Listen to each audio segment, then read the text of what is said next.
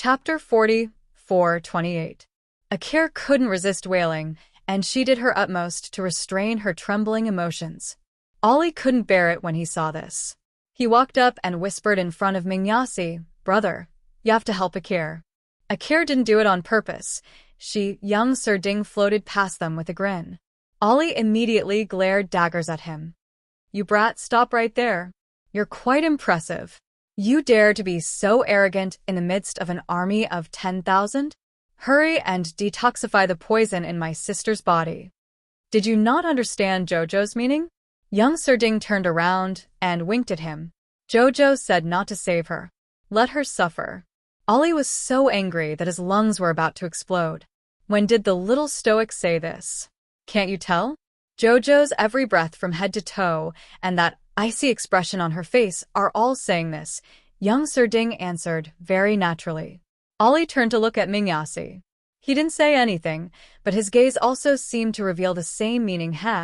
Only you guys can understand the little stoic's thoughts. He doesn't know anything, right? Ollie rolled his eyes and took a deep breath.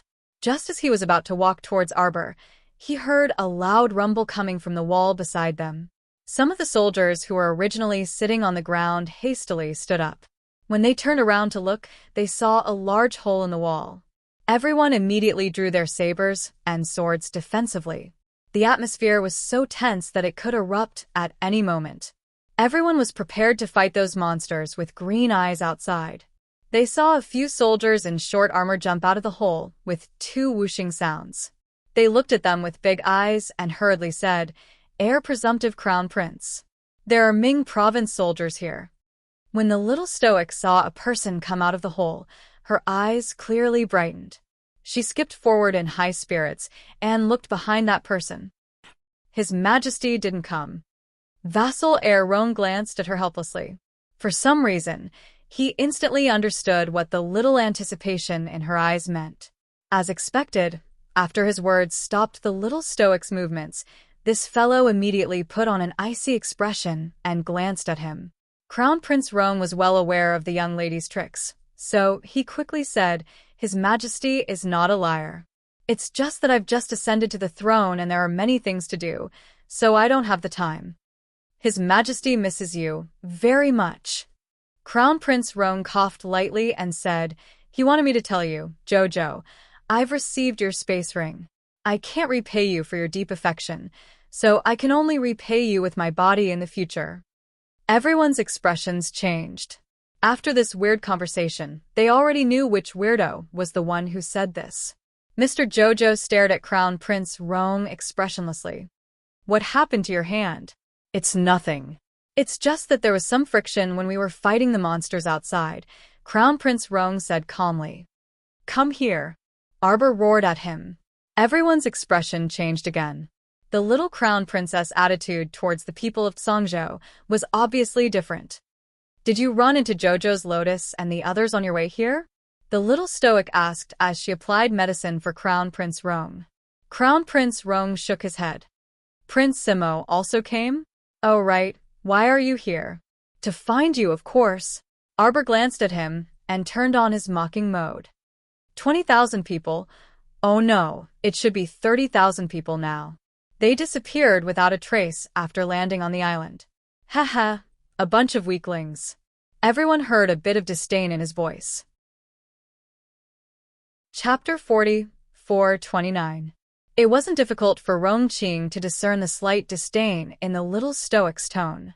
She glanced at her with a rather helpless gaze. "Actually, it really was just an accident. Our fleet encountered Commandery Princess Wushuang. Both sides were negotiating when suddenly, violent winds and torrential rain, lightning flashed and thunder rolled." "How do you know?" Heir Roan looked at her curiously. Arbor glanced askance at Mingyasi, who was quickly walking forward. "He also encountered it?" Heir Roan wasn't stupid and immediately caught on. "We were tricked by a formation?" "Oh, do you think tricked us? Is it Tianyan? Does he want to slaughter us all in one go?" Arbor turned to Rong Qing and the others with a stoic face. "Based on my intuition." Rong Qing nodded, looking like she was listening attentively. "It's probably because your large group was annoying, so someone purposely set up a formation to temporarily trap you on the island for several days. Once the time limit is up, you'll probably be able to leave. Everyone was stunned. Arbor glanced at them coldly. The person who lured you onto the island definitely had no intention of harming you. Otherwise, they only needed to lure you into the realm of misfortune. Arbor swept a glance over them. Just the nightmares alone are enough to scare you to death. The realm of misfortune was equivalent to a realm of certain death. How many people did they think would be able to escape unscathed after they entered? Then what about those green-eyed monsters on the island? Aren't those strange things created by Tianyan? Someone immediately questioned. Arbor shook his head. Those corpses can only climb and can't stand upright. Their eyes even emit green flames. They should be puppets controlled by a kind of ghost fire, heart-devouring worm that likes to parasitize corpses. Ollie still wanted to speak, but Arbor continued indifferently. Tianyan has already improved the corpse puppets to special class rank 2 and created a type of corpse puppet that can control zither sounds to kill humans. So how could this kind of thing possibly catch their eye? Tianyan already disdains playing with such low-class things. Now, Tianyan is wantonly refining and improving the medicinal liquid to accelerate the crystallization in the corpse puppet's brain. In the future, he may be able to create a perfect corpse puppet that is closer to a human. It may even be able to hide in the crowd and be unknown to others. Hearing this, Rongqing, Mingyasi, and the others couldn't help but shudder. Tianyan can actually develop the corpse puppet cause to such an extent? Arbor nodded with an expressionless little stoic face. It's up to you to believe it or not. Of course I do. Crown Prince Rong immediately nodded his head, showing his unconditional support. When His Majesty left, he instructed us to listen to your opinions. His Majesty praised you for your intelligence and wisdom, which is unique in the world. Your analysis is so orderly and logical. It must be correct. Everyone couldn't help but burst into laughter. This Prince Qing's heir looked like a talented, elegant, and exceptionally fine young master, but she didn't expect that he actually had the habit of being a lackey. He didn't forget to seriously praise the little stoic every 3 sentences and conveniently mentioned that this was their monarch's intention. His heart was clear to all. The little stoic looked at him very expressionlessly. However, everyone inexplicably felt that the little girl seemed to be in a pretty good mood right now. Could it be that this fellow subconsciously liked to listen to other people's praises? But it made sense when they thought about it. This stoic face might normally be expressionless, but her mental activities were probably richer than anyone else's. Chapter 40-430. Probably. The more arrogant and icy her face was, the more awkward and fiery her heart was. Everyone couldn't help but glance at the little stoic a few more times. Her expression was solemn as she asked without batting an eyelid, "You said Wushuang also came?" Rongqing nodded. A day ago, she exchanged a few words with Commandery Princess Wushuang across the boat. At the time, third young Master Fu was also by her side. We're fine, so those two should also be fine. Rongqing merely thought she was worried about the safety of the Divine Prefecture Army, so she comforted her. Arbor muttered to himself for a moment before nodding and saying, "That's probably the case." "May I ask who lives on this deserted island?" Heir Rong asked in confusion. "What are your intentions for keeping us here, for no reason?" Arbor appeared very calm. "Since we're here, let's just take things as they come." There was no use in being anxious. In any case, everyone had an inner world and had food and drinks. If worst came to worst, they could just cultivate here. What do you mean, since we're here? Of course you can say that when you're not injured or in pain. If you're locked up on this deserted island for 3 to 5 years, let's see if you can still smile at that time. Ollie grabbed Akir, who was twisting her body with all her might. "Akir, don't." He wanted to persuade her to stop provoking this fiendish little stoic. In the end, he simply couldn't hold onto this jealous woman and flung her away. "Hand over the antidote." Arbor turned around and stared icily at the woman who stumbled over. Before she could even get close, Crown Prince Rong signaled with his eyes, and the woman was stopped by 2 Tsangzhou guards. Akir struggled with all her might as her arms were grabbed. She shouted like a madwoman, Woman, don't push your luck. Hurry and hand over the antidote. Arbor couldn't help but frown and turned to look at Mingyasi. I've always wanted to ask you a question. Mingyasi's intuition told him that this guy wouldn't ask any good questions. His mouth silently twitched, but his expression was very calm. Speak. Why do you always keep an idiot by your side to cause trouble? Doesn't this show off your intelligence? Ollie's eyes couldn't help but widen. You? How could he speak like this without giving Akir any face? Akir understood the meaning in her words. She bared her fangs and brandished her claws as she angrily said, What did you say? You woman. How dare you? Minius turned a deaf ear to Akir's shouts. He glanced at Arbor and said seriously, Would you abandon your younger siblings if they were stupid? Arbor thought about it and shook his head. No. Mingyasi shrugged helplessly. But I will beat them up and reform them. The little stoic answered very smoothly, and her expression was even deadpan. If there's no use beating them once, then beat them once every day. If that doesn't work, then I'll beat him up 3 times a day. Everyone was speechless. To be honest, being your sister-in-law might be quite tough. Ollie's expression twitched slightly, and his entire face twisted strangely. Inexplicably, Mingyas couldn't help but laugh. Suppressing the laughter that was about to slide down his lips, he nodded and said, What do you mean? You may begin. Everyone. Rongqing coughed lightly and led the group of Tsangzhou guards to silently retreat a dozen or so steps, leaving an empty space for Ming Province's crown prince to do as he pleased. Mingyasi helplessly glanced at Arbor before raising his hand slightly and saying, Guards. 2 Ming Province guards immediately arrived behind His Highness. Their expressions were very serious, but they also carried a faint trace of apprehension as they sneaked a glance at the little stoic. Chapter 40, 431. Brother, what are you doing? Brother. Akir was terrified and uneasy. She vaguely sensed that something bad was about to happen. Sure enough, when the 2 Nether Province guards used rods to lift her up and pin her to the ground, Akir finally sensed that something was amiss, and her body started to tremble slightly. Her big brother Yasi actually ordered people to beat her with rods in public. It wasn't that she couldn't withstand those rods with her cultivation, but she truly couldn't bear it. Big brothers. Ollie also jumped in fright and hastily went up to plead for leniency. Big brother, Akir knows she was wrong. Can't you spare her this time? Yasi swept him a glance with an indifferent expression. Do you still want to save her? The little stoic had already spoken. How could she be satisfied if he didn't give her a good beating? Relent and save her? Ollie glanced at Yasi oddly. His lips moved for a long time, but he couldn't spit out a single word. On the other side, Akir's mournful screams had already resounded loudly. Yasi glanced at his younger brother considerately. There's no harm in saying what you want to say. Big brother, you didn't really listen to the little stoic's slanderous words, right? What 1 beating a day? If it didn't work, then 3 beatings a day? This couldn't be true, right? Yasi swept him a glance. Although the little stoic's attitude isn't good, she's right about one thing. You and Akir should indeed be taught a lesson. One had to know that there was always someone better than you.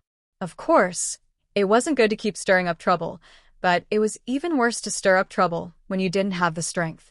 Ollie looked at his older brother in astonishment. If it was possible, tears might be streaming down his cheeks right now. Did Big Brother really get successfully brainwashed by the damn stoic?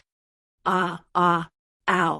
Akir gnashed her teeth and shouted angrily, Arbor, just you wait. I won't let you off MMPH. Before she could finish speaking, her mouth was stuffed with a dirty cloth strip. The Nether Province guard who stuffed her mouth noticed Akir's murderous gaze, and his hands started trembling. Unfortunately, there was nothing he could do. With just one look from the Crown Prince, a mere guard like him could only follow orders. On the other side, a trace of killing intent flashed past Arbor's eyes. Both Yas and Ollie, who were standing beside her, saw it clearly and were startled. Ollie didn't understand this girl, but Mingyasi understood her too well. If it was too troublesome, she would personally solve the problem. Akir, this fellow, spoke without thinking, but She didn't know that she had reached a critical juncture of life and death. Don't worry, after we go back this time, I will send her to the northern desert to train her temperament and skills. She will never appear in front of you again. When Ollie heard this, his face instantly turned pale. He turned to look at Akir, who also had a shocked expression, and hurriedly begged for mercy. Big brother, how can Akir go to a place like the northern desert? Everyone else can go there to train, so why can't she? Mingyas glanced at him coldly. Akir was indeed extremely stupid. She still didn't know the principle that trouble comes from the mouth. He was saving her. He felt stifled just thinking about it. His sister-in-law was unreliable, and the little stoic was right. Education really had to start from a young age. Back then, when she courted death, he would beat her 3 times a day. He guaranteed that she would be obedient. Now young Master Ding floated to Arbor's side and glanced at her. Release? Sir Jojo swept him a glance before his gaze landed on Ming Yas's face. Chapter 44-32. Yasi immediately understood and nodded. It's a deal. It was already pretty good that Akir's life could be preserved. Wasn't it just throwing her into the northern desert for training? Perhaps she could even improve her abilities and combat strength. Of course, whether Akir could understand Big Brother's painstaking efforts was another matter altogether. Ollie glanced at Yasi and opened his mouth, but under the latter's stern gaze, he ultimately shut his mouth. At least he still had some brains and naturally saw that the little stoic already had the intention to kill Akir. If Akir still didn't know what was good for her, she would very likely become an ice-cold corpse. With this stoic, stubborn personality, if she really wanted to kill, even Big Brother probably wouldn't be able to stop her. Ding Yun's poison was related to his special ability. Normal antidotes were completely ineffective, and only apothecaries could cure it. However, the level of the medicine was lower than the level of his special ability, so it couldn't be cured. Yasi glanced at him somewhat guardedly. For the majority of people, special groups like Poison Masters and Demonic Masters seemed to be classified as malicious and were very dreaded. Akir was knocked unconscious and carried away. Upon seeing this, Arbor's gaze was full of disdain. She actually fainted after just 20 or so strikes. It could be seen that she was truly spoiled since childhood. After all, she wasn't a normal person. She was clearly a spiritualist, but her body was so delicate. She was truly a dregs piled up by medicine and couldn't be compared to spiritualists who had properly advanced. When Ollie saw the little stoic's gaze, he couldn't help but feel extremely stifled. However, he learned his lesson this time and silently shut his mouth, no longer criticizing this fellow. Arbor walked along the large field and looked at the hole in the stone wall that someone had dug out. There's a tunnel next to it. It's connected to a cave about the same size as this one. Rongqing followed beside her and said, "When we came, we already cleaned up those corpses." At first, everyone thought it was a zombie produced by Tianyun. Rongqing paused. "Now that I think about it, it really is the deep fire, heart-devouring worm you spoke of. No wonder there are always 2 balls of fire emitting from the eyes after killing the corpses. That thing shouldn't be difficult to deal with." Rongqing thought of the nether fire, heart-devouring worm that could be destroyed with a single slap. "I just don't know how many there are." Although there were quite a few of them, if they were to really fight in this cave, they were afraid that the flying spiritual energy would accidentally injure their own people. At that time, he really didn't know whether to fight or not. "How big is this place?" Arbor asked on a whim. "I'm afraid it won't be too small." Rongqing pondered for a moment and said, "Just look at these 2 caves. They can hold over 20,000 people. You can see how vast this underground cave is." "I wonder if the people who locked you up here can hear you," Arbor muttered to himself. What? Rongqing lowered her head and saw the little stoic take out a trumpet-shaped object. The corner of his mouth twitched unconsciously. Little rascal's hand gestures flew, and dozens of talismans were thrown out. Ripples immediately appeared in the surroundings. Rongqing raised her eyebrows. A soundproof wall. After a few whooshing sounds, a faint explosion was heard. Yasi walked up and looked around. Someone actually set up a soundproof wall? Why? Naturally, it's because I think you guys are noisy, Arbor answered honestly with disdain in her eyes. Chapter 44:33. How are we arguing? Ollie retorted indignantly. Ever since we stepped onto this lousy island, we've been locked up in the same place for more than 4 to 5 days. There's no way out at all. Arbor uttered an "oh" and raised the megaphone in his hand. What are you doing? MHM. You do it. Arbor suddenly handed the megaphone in his hand to Ollie. She felt that she needed to maintain her stoic and calm image in front of outsiders. Wouldn't it be better to find a random lackey to do this kind of shouting mission? Ollie was dumbfounded, but his hand still involuntarily took the megaphone. You shout. Arbor nodded at him. Shout what? Shout whatever you want. You can even curse. Ollie, I'm crazy, right? Casually shouting and cursing at the air? Don't dilly-dally. Arbor glanced at him with an expression that said, Why are you so stupid? If Jojo's Lotus was here, there was no need for Jojo to say so much nonsense. He would know what Jojo meant with just a glance. Ollie looked at Mingyasi and Rongqing in bewilderment. Mingyasi said helplessly, Go ahead and curse. Don't you know how to curse? How do you usually scold old who? Scold him again. Strategist old who was sitting in the group and watching the show. Was he implicated even though he was sitting so far away? Ollie was a bit spirited now and cupped his hands at old who. Big brother told me to curse. Please bear with it. Why didn't you go shit when your big brother told you to? Ollie chuckled as he turned on the megaphone. He cleared his throat and let out a string of curses. Arbor stood next to Ollie calmly, without even a crease in his brows. The other people in the cave couldn't take it anymore and covered their ears. This sound was too loud. It was as if thunder was raining down from the heavens, rumbling nonstop. Don't you think it's noisy, Jojo? Mingyasi looked speechlessly at the little stoic who was as cold as snow. In the past, this little fellow would find the slightest bit of noise noisy and want to throw people out at any time. But now, this little stoic was as unmoving as a mountain, as if she hadn't heard him. Rongqing couldn't help but smirk. Don't ask. She can't hear what you're saying right now. As soon as Ollie opened his mouth, the little bastard had already blocked his hearing. A pair of pitch-black eyes turned, and its gaze wandered along the cave walls. It wasn't long before Arbor swiftly turned around and swiftly flashed towards a certain direction, and his hand was like a bolt of lightning as he grabbed out of thin air. An angry roar immediately sounded in the air. Stop cursing. Layers of ripples appeared on the cave wall in an instant. A shriveled and thin little old man suddenly appeared on the ceiling. His expression was somewhat flustered and exasperated as he angrily lowered his head and glared at them. Everyone around was shocked. When did this person appear on top of the cave wall? His aura was so faint that no one noticed it. Could it be that he used some kind of teleportation talisman?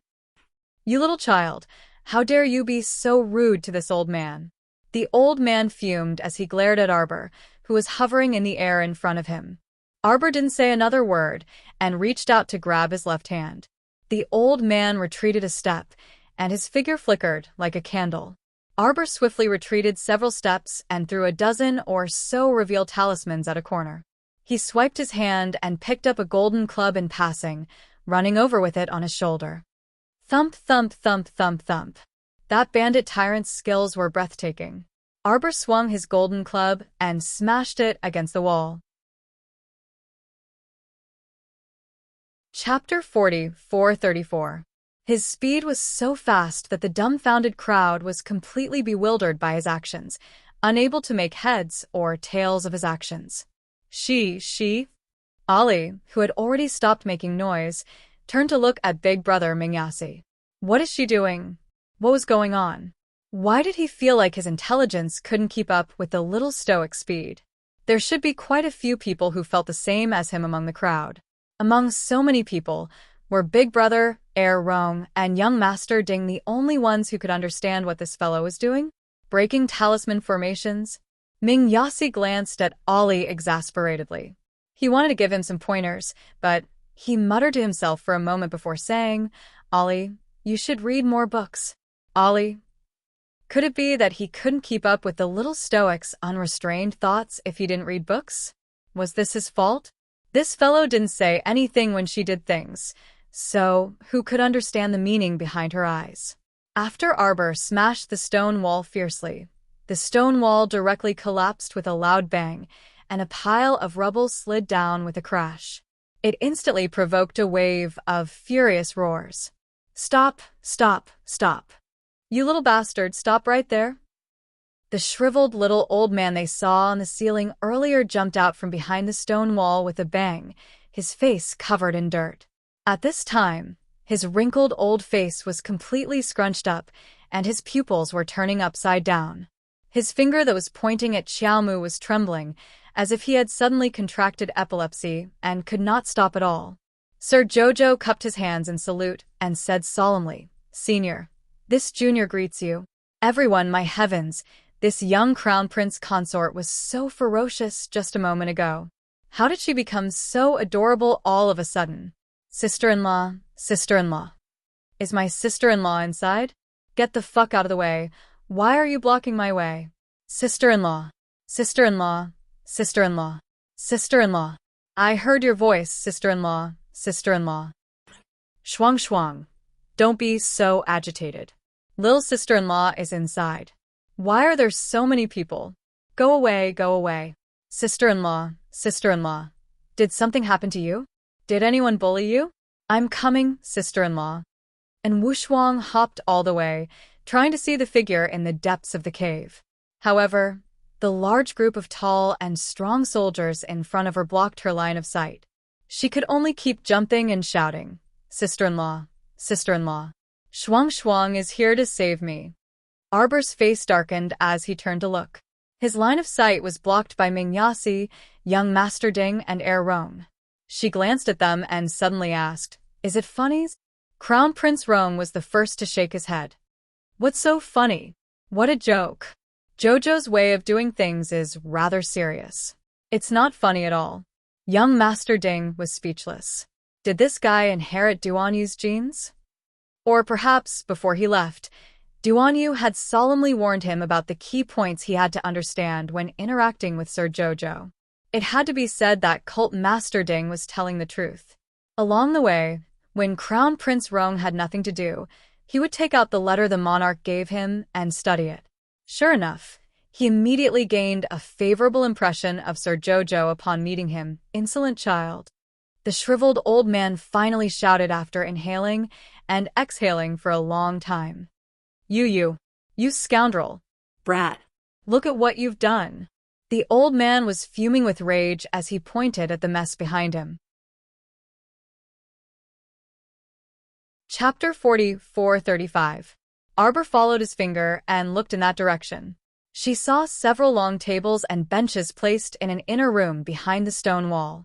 The tables were piled with all kinds of shiny ores and crystals. A four-legged cauldron was suspended in the middle of the room.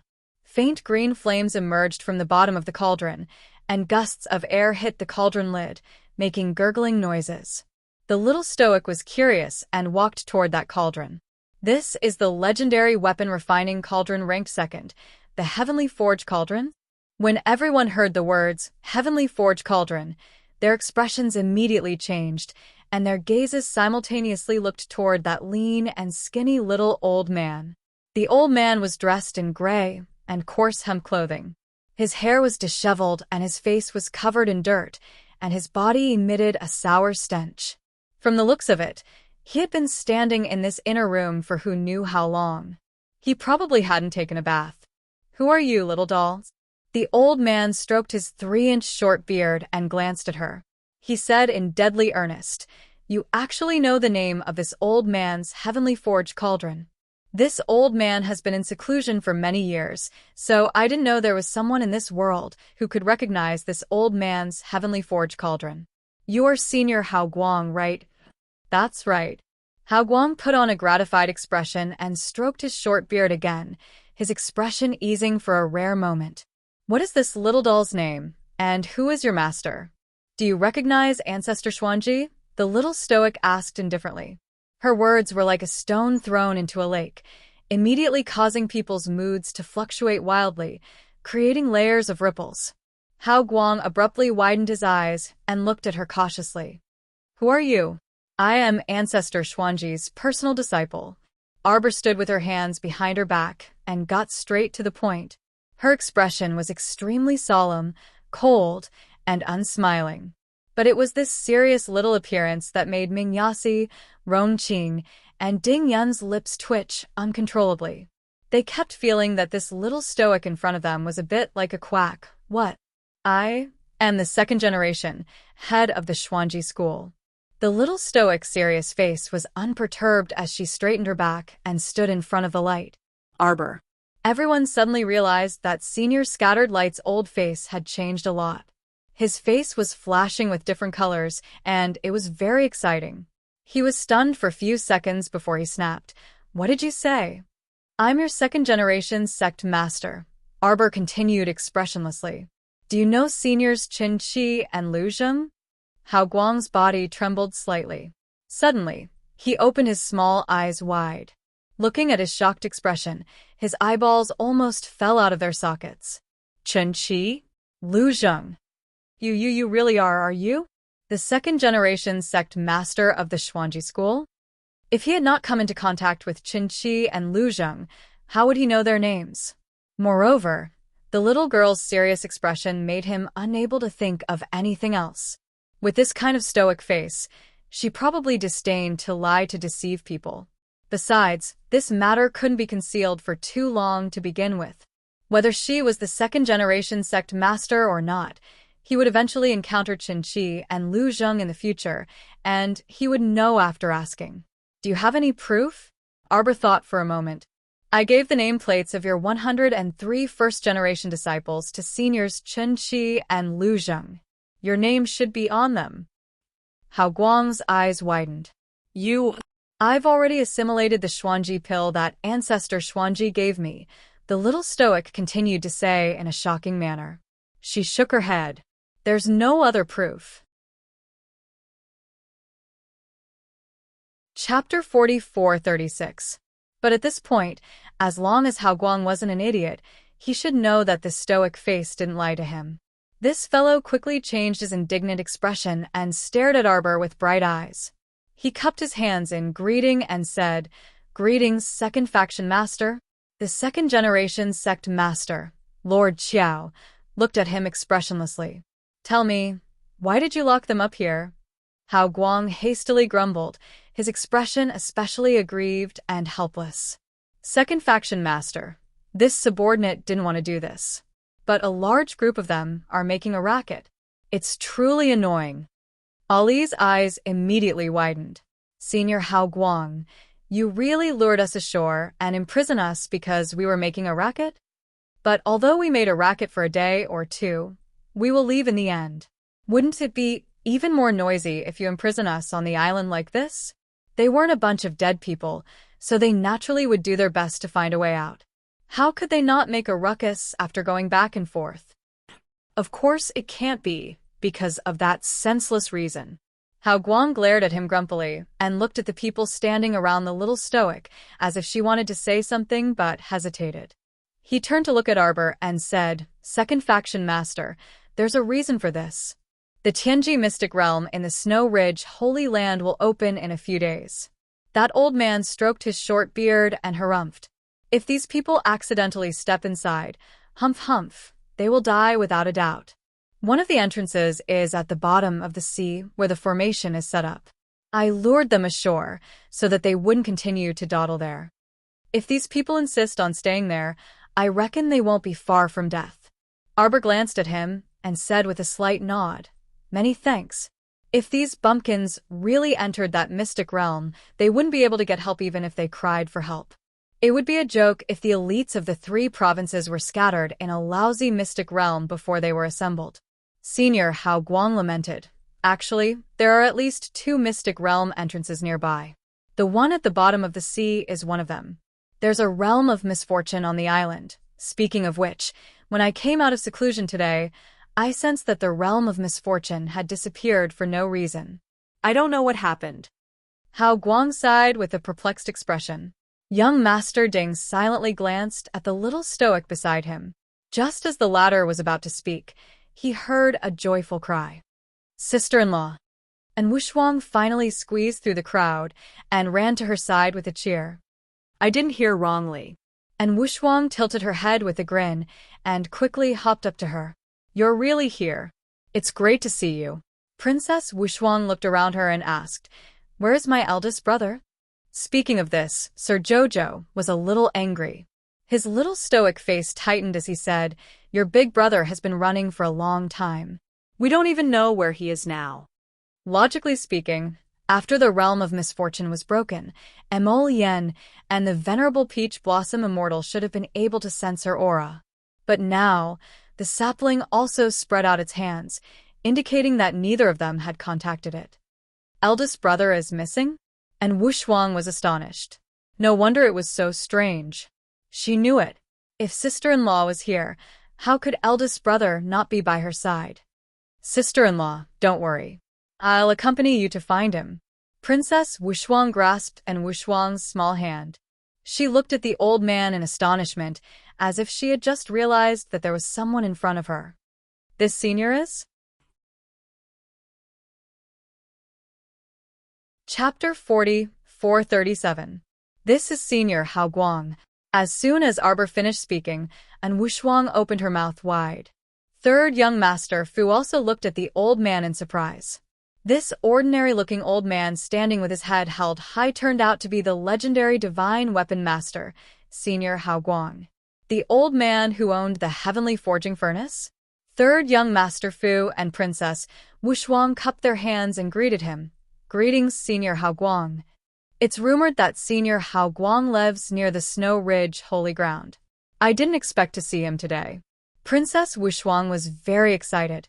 I heard that Senior's Heavenly Forging Furnace is known as the strongest furnace in the world. Can I have a look at it? The old man said proudly, You have good taste. He stepped aside and waved his hand. The furnace hanging in the middle of the room fell into his palm with a whoosh.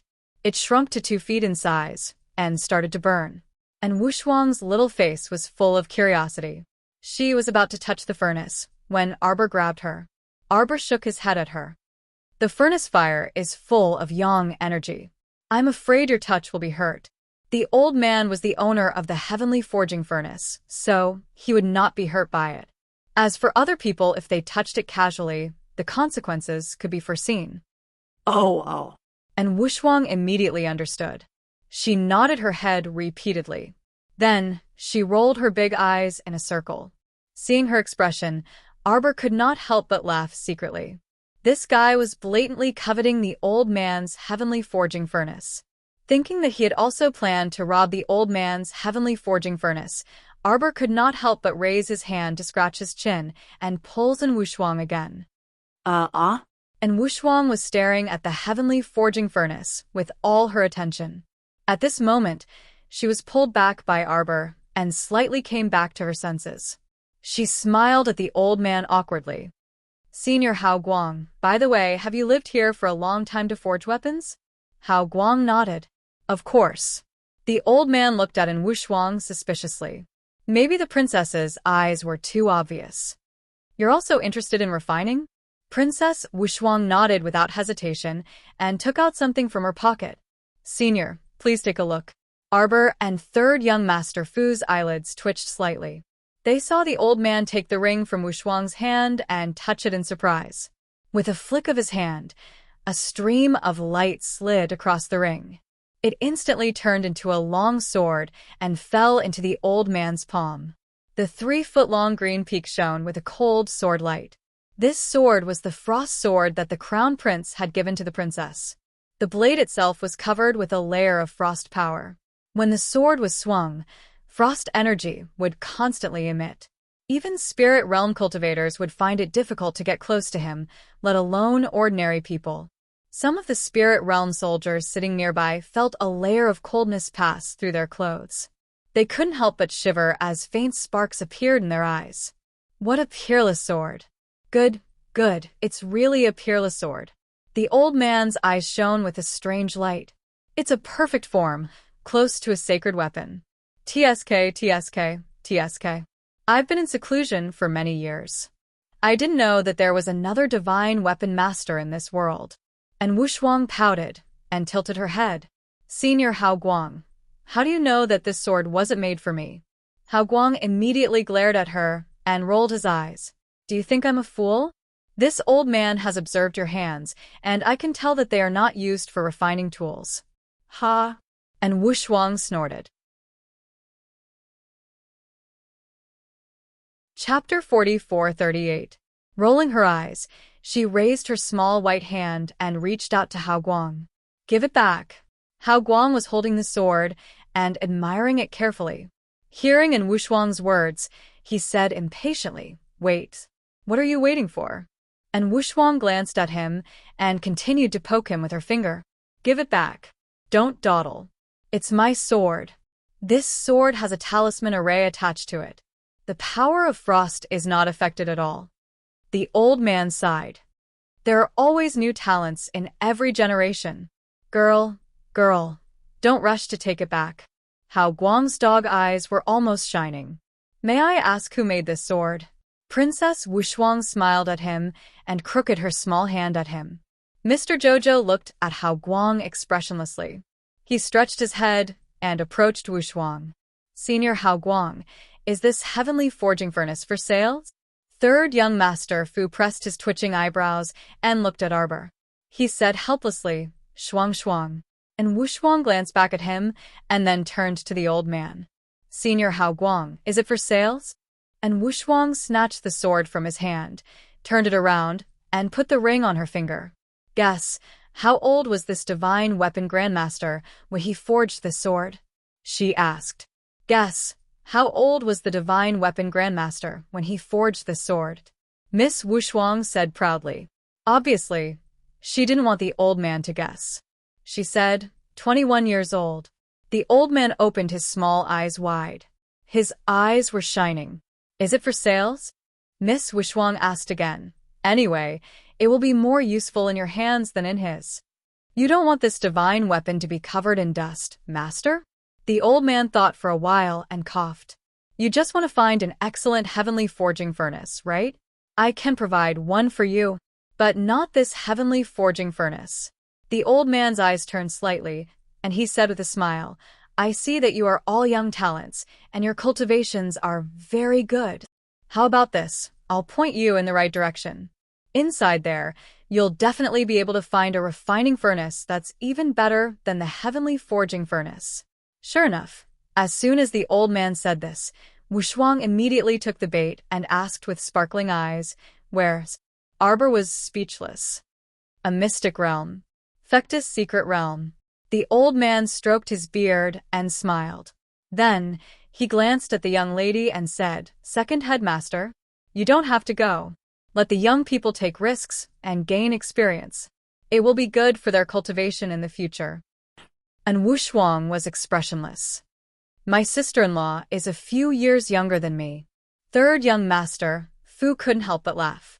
He turned to Hao Guang and said, Senior, may I know which expert created this Tianji secret realm? You don't need to know. You just need to know that this is a mystic realm set up by a shameless old bastard. Senior Scattered Light said disdainfully as if someone had stepped on his sore spot. Arbor blinked his eyes and felt that the old bastard's name sounded familiar. He carefully pondered over the Fectus' secret realm several times and couldn't help but frown. Fectus Z. Great master of mechanisms and concealed weapons, Senior Tianjizi? Third young master Fu was shocked. Heavens, how many legendary old seniors were hidden in the Snow Ridge holy land of the Forgotten River realm. The old man snorted and glared at third young master Fu. What's there to be surprised about? That old bastard is the one who activated it. On the other hand, Qiaomu was also a bit taken aback. She really hadn't thought about it this way before. Chapter 44:39. She really didn't expect that the old scoundrel whom seniors Lu Zheng and Qin Qi scolded countless times was actually that trap and concealed weapons master. Fate had to start from the Holy Water Sect's Maple Pavilion, right? At that time, The Tianji treasure blueprint created by Senior Tianji Z chased after her with all its might. Duan Yu and Mo Lian even smugly thought that it was because of her outstanding aptitude. Now, it seemed that it was most likely due to her bloodline. What kind of ill-fated fate was this? Her encounter with the two ancestors was actually so bizarre. That's right, according to Qin Qi, Lu Zheng, and Mianguang, Arbor had reason to believe that this Senior Tianji was that heartless and unfaithful heartless man who betrayed Senior Xuanji. In addition, Senior Xuanji's bizarre third condition was that if she met Tianji's disciple in the future, she had to use her strength to crush him and slap his face. From this, it could be seen that this was indeed a bizarre ill-fated fate, not two. She didn't expect to meet the two ancestors like this. Everyone secretly glanced at her stoic face. There seemed to be undulating waves under her stoic and serene appearance. Why? Everyone was puzzled and looked at Sir Jojo's serene expression. What is it? Is there a problem? And Wushuang asked hastily. Arbor shook her head and looked up at the old man. When will the mystic realm open? Probably in the next 1 or 2 days. The old man's expression suddenly paused, and he hastily shouted, Second Sect Master, you can't go in. You still have to lead our Xuanji sect to glory. She couldn't just die like this in the mystic realm that the old scoundrel set up. Arbor's expression was unruffled as she calmly said, I must go. Eh? The old man couldn't help but secretly regret it. If he had known earlier, he wouldn't have tricked the little girl next to him. The Second Sect Master was actually so loyal. She was going to accompany her friends on an adventure, right? Second Sect Master, please reconsider. Why must you go to a dangerous place? How can young people like them go to such a dangerous place? You shouldn't set foot in it. I'm going to slap their faces. Everyone looked at her in bewilderment, thinking that they had misheard. Shouldn't Jojo-sama say, wherever my friends are, I'll be there? Your sect leader Xuanji has given me a strange mission. It's time to complete it. The corner of the old man's mouth twitched. Looking at the expressions of the young masters around the young lady, they were all trying their best to endure something. The old man suddenly burst into laughter. As he laughed, he looked at Crown Prince Rong and the others suspiciously. These people also looked like they wanted to laugh, but why were they holding it in? Don't you feel suffocated? Second sect leader, what do you mean? Arbor glanced at him coldly. Your sect master Xuanji asked me to find the descendant of Tianji's ancestor and slap his face. I thought about it. What's the point of slapping my disciple's face? Why don't I just enter his secret realm and crack all his traps and give him a slap in the face? What do you think? Isn't it precisely because you can't break his mechanism that you're wasting your time here for so long? Hao Guang was stunned, then burst into laughter. He laughed so hard that he kept slapping his thighs. Good, good, good. This is how the second sect master of Xuanji School should be. Arbor glanced at him. Rong Qing and the others couldn't help but twitch their mouths. How did the Xuanji School disciples come up with the title of Second Sect Master? Second Sect Master, I'll prepare some defensive equipment for you. You must accept it. Don't worry, I've never thought of rejecting. Chapter 4440. And Wushuang looked at the old man's back view strangely. What's going on? Was I hallucinating? Why do I feel that this weird old man keeps calling you old? Does he think that you are very old? Yes. And Wushuang, third young master Fu said with a smile, the crown princess has inherited the position of the second-generation sect master of the Xuanji sect. I'm afraid that senior Hao Guang thinks that the crown princess just looks young. Everyone, they really did not know what to say. However, according to common sense, this was indeed the case. In the Divine Lands, very few female cultivators of the young crown princess age could reach the immortal state. Not to mention the biased heavenly Tao, even among the talented juniors in the family, there were very few who could reach the immortal state at this age. It was no wonder that senior Hao Guang would think this way. No one thought of correcting Hao Guang's mistake. They just watched in silence and watched. Swoosh. The venerable peach blossom immortal pulled at one end of a wooden vine on the wall of the cave. I'll go up first. If there's no problem, you can come up, he said and looked back at Emolien, who was frowning silently. All right, don't think about it. Seeing him like this, the venerable Peach Blossom Immortal could not help but roll his eyes. Who asked us to be so unlucky? We just got out of the realm of misfortune and accidentally fell into a pit. When the realm of misfortune broke and they both fell out, they should have been out of danger. Unfortunately, the place where they fell was a huge sinkhole. It was a man-eating sinkhole. A terrifying whirlpool pulled them down and dragged them into the depths of the cave in the blink of an eye. There were countless small caves of various sizes. The two wandered around for a long time and found that it was like a maze. If they could look down from above, they would definitely find this interesting place. There were tens of thousands of small caves connected to small caves. At first glance, they were densely packed like a beehive. However, the most interesting thing was that their divine senses were blocked. Oh, they could not fly. Haha. Therefore, they could not fly up and see the general situation of this place clearly. Therefore, a certain peach blossom suggested that he should climb up first to see what was going on. The two of them did not know what kind of damned place this was. Since it was such a trap, they naturally carried a trace of vigilance as they moved. Both of them had been fooled for no reason, so their moods were naturally not good. Will Jojo be anxious? Emolien asked in a low voice. Yes, it's definitely urgent. Aren't we anxious too? The venerable Peach Blossom Immortal tapped his foot lightly and pulled on the winding vines, climbing all the way up. He stretched out a hand and waved at him. Wait for me. Emolien raised her head to look at him. This fellow's speed was very fast. In just a short while, he had already crawled until he was only a black dot. Prince Emo tried to contact Little Tree, but to no avail. Since even divine sense could be blocked, it was obvious that external objects could not be contacted. With his consciousness sealed, he couldn't even summon Little Seven. Prince Emo could only stand at the bottom of the cave wall and pace back and forth, counting mushrooms. He was extremely frustrated.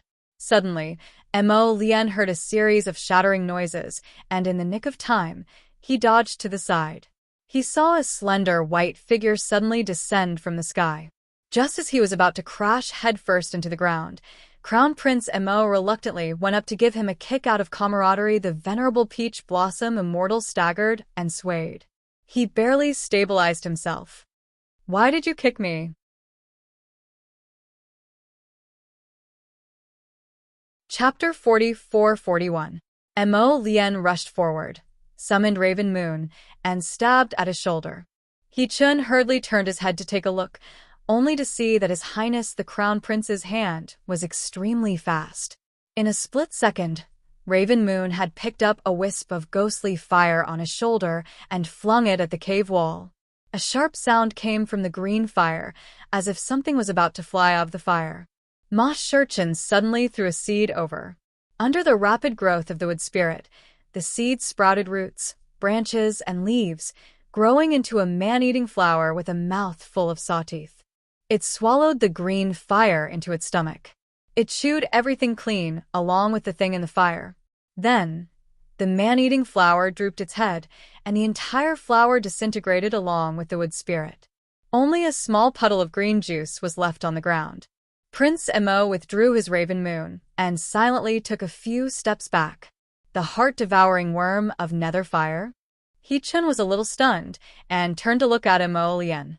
The latter nodded slightly and muttered to herself for a moment. It should be.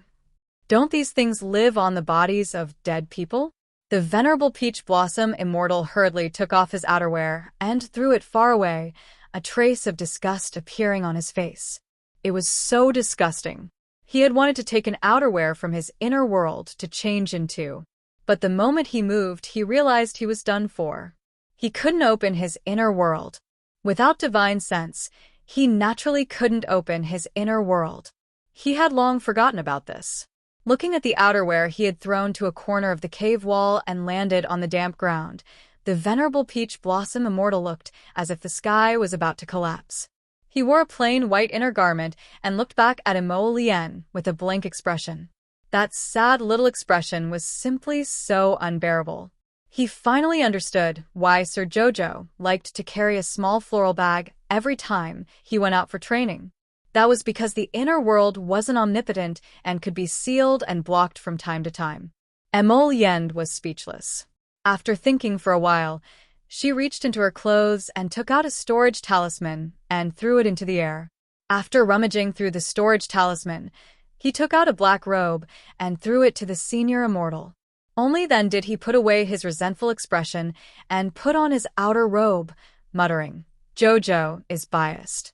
Why do you have a storage talisman and I don't?" Emolienne said expressionlessly, "You have at least 20 or 30 storage talismans of this size with you. You took them all into your inner world. Who are you blaming?" The venerable Peach Blossom Immortal was speechless. This fellow's figure was similar to Emolienne's. Naturally, he could wear the Crown Prince's outer robe. After changing into a clean and fresh set of ink-colored clothes, a certain someone said gloomily, "If only Jojo was here. Then he could enter the star domain to wash up and change into clean clothes." No, Jojo would probably be in trouble here too. After all, this strange place blocked the consciousness. Whoever came here would be in trouble.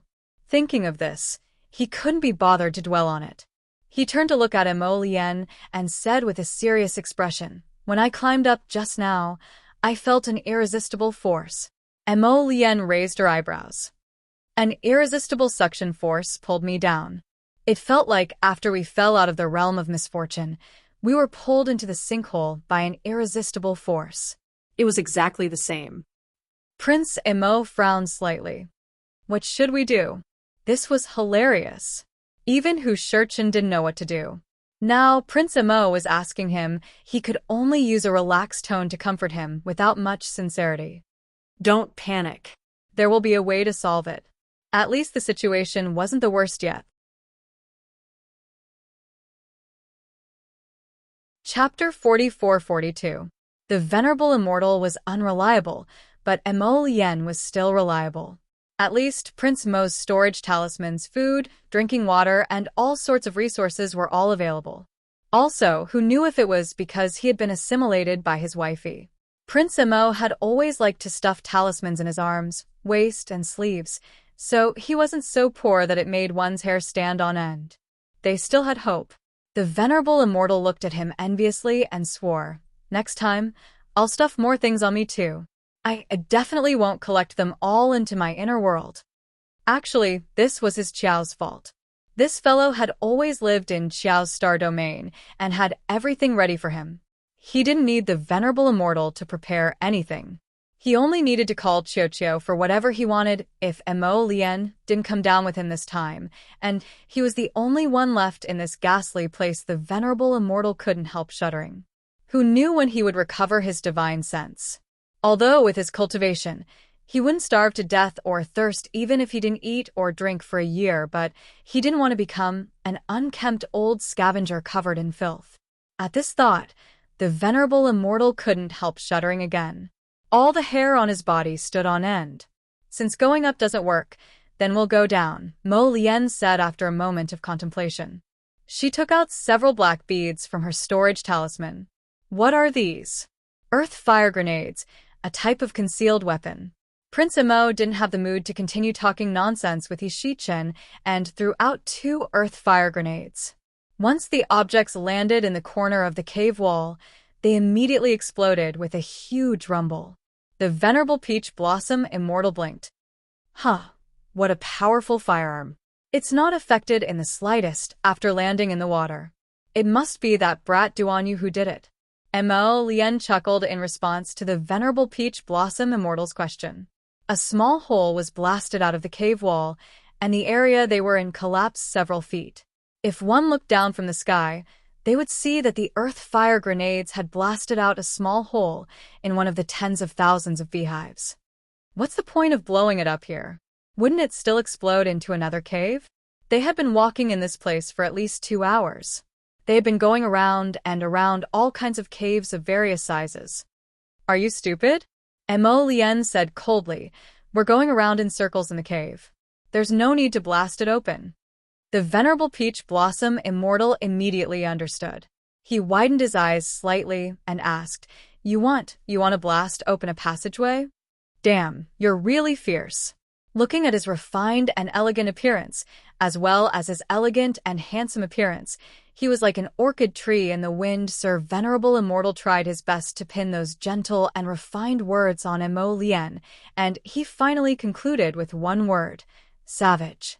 But this guy was actually so ferocious, which was completely inconsistent with his appearance. Although this earthly fire lightning is useful, do we have that many earthly fire lightnings? Reverend Immortal lowered his voice slightly.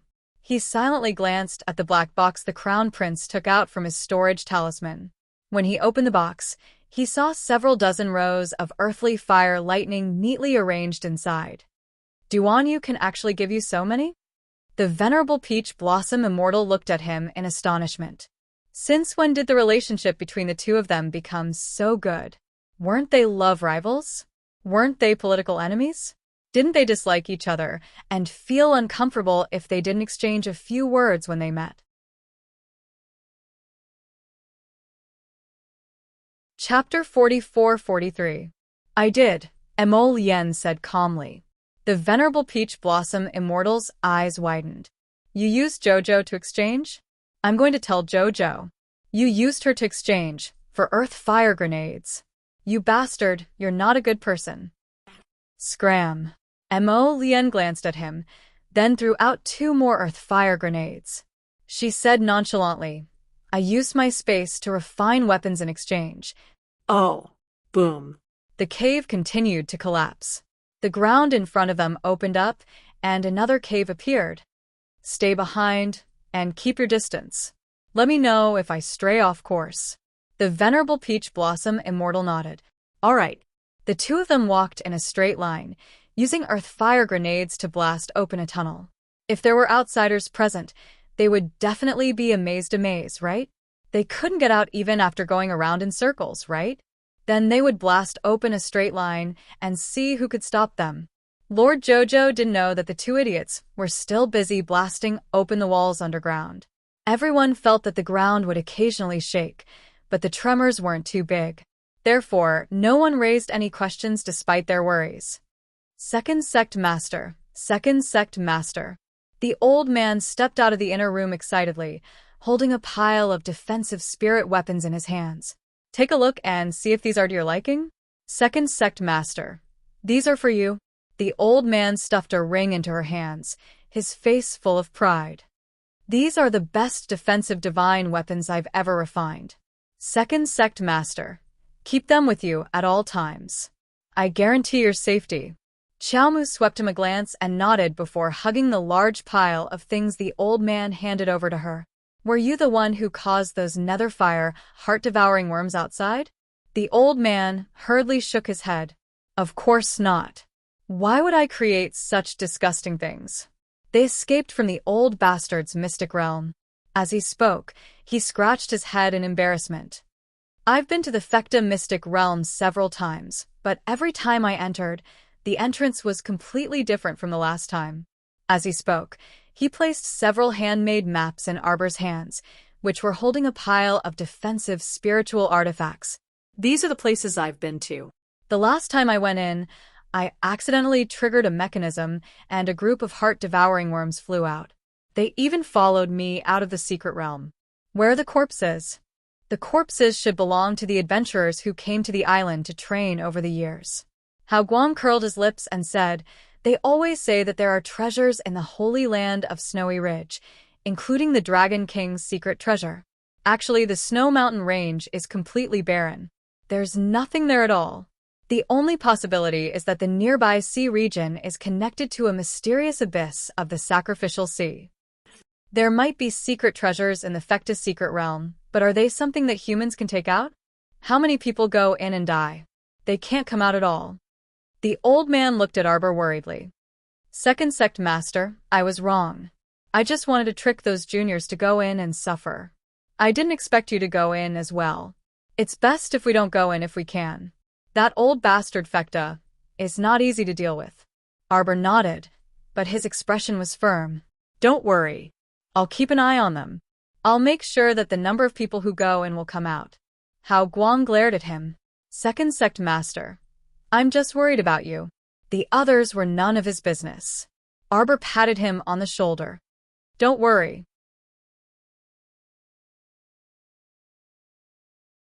Chapter 44-44. Why do I feel so uneasy? Miguang thought. Lord Saintus. Crown Princess. Princess Wushuang. Third young master. A cacophony of voices came from behind the crowd. Arbor didn't even need to look back to know that the youths of the Phoenix clan and the Purple Forest Guards had finally arrived. They're here, they're here. Don't push. More and more people gathered. Arbor couldn't help but facepalm. There are too many people. Arbor looked expressionlessly at Mingyasi and the others. The consequences will be unimaginable if chaos ensues. Tell us what to do. Crown Prince Rome quickly nodded. We'll just do as you say. Arbor glanced at the crowd. Let them stay here for now. I'll go to the beach with Wushuang and wait. No, I want to go with them. Crown Prince Rome shook his head and refused decisively. What a joke. If his emperor knew that he had left the little ancestor alone in such a dangerous situation, how could he expect to live a good life in the future? Arbor glanced at him and nodded. All right then. Make arrangements for them. While speaking, Feng Zhongqing and the others finally managed to squeeze over. They wiped their sweat and asked, why are there so many people? Chongqing, come with me to the Fectus secret realm. Zhongfei, take the clansmen and the Purple Forest Guards and stay here temporarily to wait for my big brother. No matter how big the drill ground was, it still felt congested with 30,000 people crammed into it. Feng Zhongfei glared at him. I want to go too. Don't mess around. Feng Zhongfei hurriedly comforted his jumpy younger brother and said in a low voice, stay here and take care of the clansmen. Feng Zhongfei curled his lips unwillingly. The spirit energy on this deserted island is quite dense, Arbor said calmly. It's also very spacious. When the matter is settled, we might as well train here. He felt that it was better than Lisha Island. Most importantly, she had already shed all pretense of cordiality with the Forgotten River Dragon clan. Wasn't it reasonable for her to establish her own clan? This place was neither close nor far from the Forgotten River Dragon clan's territory. They were separated by a snowy ridge. Presumably, the Forgotten River Dragon clan wouldn't be so shameless as to visit this deserted island. All right. Without waiting for Crown Prince Rong's reply, Mingyasi nodded with a cold expression. Wasn't it just requisitioning an island in the River of Forgetfulness? It didn't matter to him where he requisitioned. Come over here. Arbor moved to the side and walked out of the crowd. Many people who were going to the secret realm quickly gathered around him. Ollie glanced in that direction and snorted as he turned around to face the soldiers. What are you looking at? Don't you have anything better to do? All of them were cultivating on the ground. It's still early. We have to stay here for a few more days. And Wushuang, Fu Sand, Feng Chongqing, and Rongqing stood together and whispered a few words. On the other side, young Master Ding and Mingyasi looked at each other in disgust, then hurriedly turned their gazes elsewhere.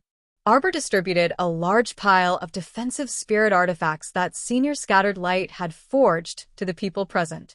When he passed them to Ding Yun, his hand paused slightly. He asked expressionlessly, are you going to stay here and wait for Sikong Fuling? No need. Young Master Ding giggled.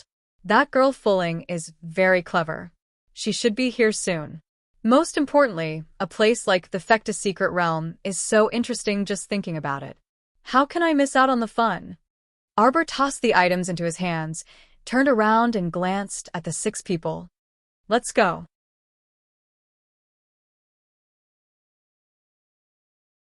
Chapter 44-45. How could Senior Scattered Light be at ease? When he heard that they were about to set off now, he hastily ran out of the inner room and shouted repeatedly, Second Sect Master, Second Sect Master, this subordinate will bring you there. Be careful, there's a realm of misfortune on this island that can kill without spilling blood. If you fall inside, you'll be even more troublesome than that old geezer Tianjizi. That was a natural realm of misfortune. It was possible to break through it with humans, but a natural mystic realm. Seriously, there was nothing more to say. Arbor expressionlessly looked at Senior Scattered Light. Ding Yun couldn't resist chuckling and said in a low voice, "Senior scattered light, don't worry for nothing. That whatever realm of misfortune, it's all ready, let's go." The little stoic raised her small fist and directly cut off young Master Ding's nonsense. With a serious expression, she turned around and strode toward the tunnel outside the karst cave. Scattered Light glanced at the little stoic in confusion before turning to look at young Master Ding, who was holding back his laughter. He snorted and said with a glare, "Hurry and follow." Arbor's group of 7 followed Senior Scattered Light, who was nagging as he led the way, out of the underground karst cave and walked through the long underground tunnel. After 30 minutes, they finally emerged from the surface, and a vast expanse of snow reappeared before their eyes. Hao Guang said complacently, "Only this old man can bring you out of this place so quickly. If you wander around inside, you might not be able to walk out even after several days and nights. Let me tell you, this isn't the most complicated terrain. Haha, if one of you happens to fall into the 1,000 caverns and 10,000 caves, that's really bad luck, ha ha." As if he thought of something amusing, this old man actually started laughing out loud on his own halfway through his speech. Arbor kept a straight face and asked without batting an eyelid, "What do you mean?" After laughing heartily for a while, the old man couldn't resist patting his head and saying, "I forgot that you guys are very lucky and didn't fall into the 1,000 caverns and 10,000 caves. That place is truly troublesome. Caves are connected to caves, and there are tens of thousands of caves of various sizes. The main thing is that divine senses are blocked, ha ha ha ha, and you can't even use your inner world. If you go to that ghastly place, there's no escape from bad luck. If you're lucky, you might be able to escape from there after 3 to 5 months. Then what about bad luck, seniors?" Princess Wuxuang asked curiously. "Bad luck? Hee, you can stay here for a long time." The old man stroked his beard and said proudly, "Maybe after 30 years, his wife will have run away with someone else, and he will still be counting mushrooms in that hole. Ha ha ha ha." "Oh, that's not right. No matter how strong a cultivator is, if he doesn't eat or drink for 30 years, he probably won't be able to survive." The corners of Crown Prince Rong's mouth twitched. "Senior, have you stayed in the 1,000 caves before?" The old man blew his beard and glared at Crown Prince Rong. "Humph, that's right. I did stay there for 3 months." He drew hundreds of maps. "I'm finally out. Ha ha." Senior Scattered Light, who was good at drawing, revealed a boastful expression. "You guys haven't been to that place before. If you have, you'll know how amazing one's wisdom is to be able to come out." Everyone couldn't bear to listen to his boasting and hurriedly interrupted, "Senior, let's go to the beach quickly. If we miss the opening of the mystic realm, it won't be worth it." "What's the rush?" The old man rolled his eyes at them. "Although the mystic realm opens these 2 days, how could it be so coincidental that it opens when you go there?"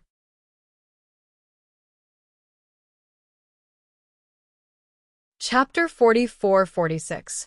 Arbor looked ahead expressionlessly and said coldly, "What's there to brag about? You sealed your inner world for 3 months. You couldn't eat, drink, wash, or even change your clothes. When you came out, you were still a barbarian." The old man's expression twisted slightly. Thinking of the painful experience, he couldn't help but want to bang his head against the wall. In the past, he hated making spatial artifacts the most, but after this guy made a bunch of spatial artifacts and hung them on his waist. He didn't dare to be careless anymore. No matter how strong a cultivator was, when they sealed their inner world, they could only stare at their own consciousness and roll their eyes. The 7 of them followed the angry old man to the beach. Suddenly, they stopped and looked at the big ship on the beach with a surprised expression. Seeing the ship, Rong Qing seemed to have thought of something. "Oh right, senior. Where's our previous ship? Did you hide it all?" Mi Guang snorted. "So many ships. Don't you find it annoying to have so many noisy ships parked there?" "I kept them all in the sealing ball." Everyone was silent. They looked at each other and moved their gazes to the ship on the beach. A ladder was put down from the ship. A group of people walked out and walked down the stairs. Arbor recognized at a glance that the girl walking at the front was the City of Shadows' 4th Miss, Mu Xiaoxua. The girl's face was beautiful and gentle. There was a mole at the corner of her eye. She didn't move like Sir Jojo. This weak little beauty was like a piece of paper that would be blown away by the wind. Even her voice was as soft as a mosquito. Arbor met her face to face, and his gaze froze. For some reason, every time Arbor saw this daughter of the City of Shadows' first city lord, Mu Jinghong, he felt a strange sense of familiarity. The girl was a year younger than him. Logically speaking, such a weak and fragile appearance wouldn't enter Sir Jojo's eyes. But now he had a trace of curiosity. The two flower protectors, Gu Yishuan and Zhao Yi, followed behind as expected. When everyone got off the boat, the two men, one in front and one at the back, held the corner of Mu Xiaoshue's dress while the other held Princess Xiaoshue's hand and led her down step by step. Arbor looked on expressionlessly, and Wushuang couldn't help but burst into laughter. And this is? Her memory was really bad. In fact, she should have seen the little princess of the City of Shadows before. Crown Princess. Mu Xiaoxue came forward and bowed politely. Her voice was very gentle and amiable, like a feather brushing one's heart. Jojo asked stiffly, "Why are you here?" Before the little princess could answer, Zhao Yi was the first to get angry. "Crown Princess, we're not from China. You'd better be more polite." And Wushuang rolled her eyes. "How is my sister-in-law rude? You're thinking too much. Don't tell me we all have to be like you, going up to your princess and holding her paws." Mu Xiaoxue patted the back of Zhao Yi's hand and said softly, "Senior brother Zhao, don't be angry. The crown princess didn't mean to target me. She's used to being so direct." It was fine when she didn't speak. Once she spoke, Rongqing, Ding Yun, and Wushuang, and the others all showed an indescribable expression. Her voice was too soft and coquettish, as if her bones had been extracted. Everyone couldn't help but tremble. The crown princess doesn't know. In the morning, a trace of the divine domain flowed on the surface of the sea, and the aura of divine power spread. We followed it and came here.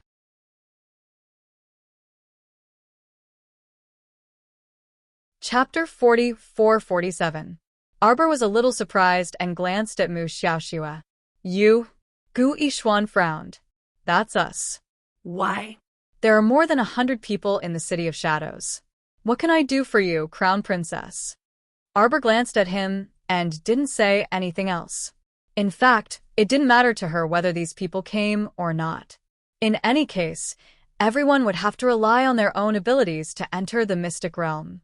She really couldn't be bothered with the affairs of other people.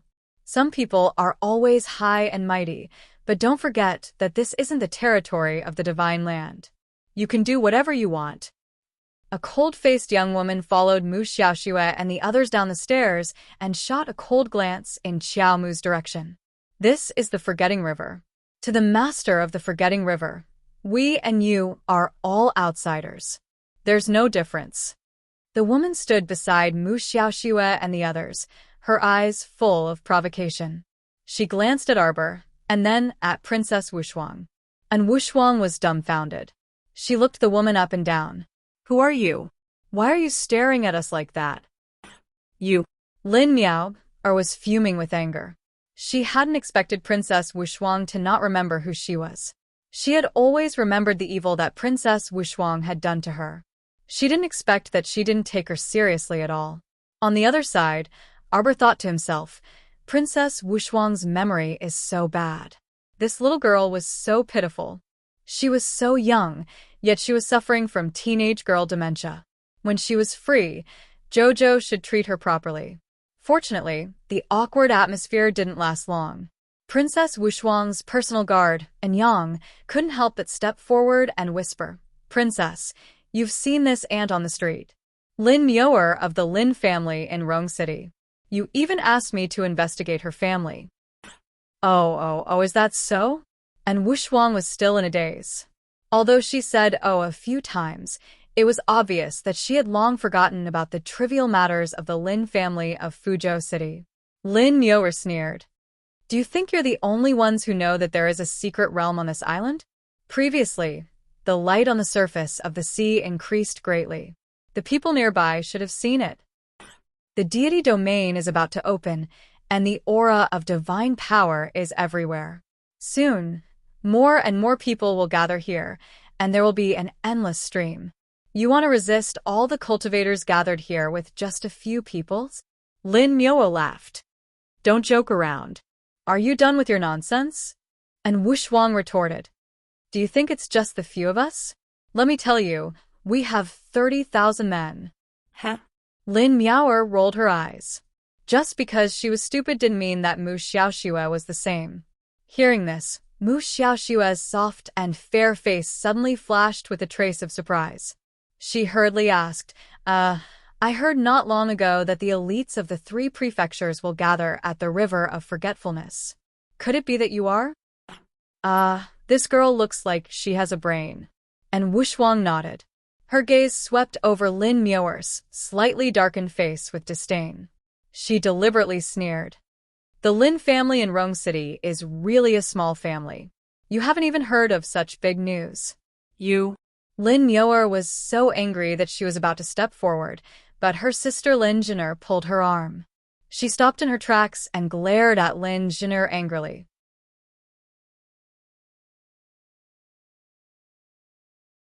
Chapter 44-48. Lin Jinner had suffered several losses at the hands of Arbor and already knew how powerful she was. Even the entire Lin family together was no match for the crown princess.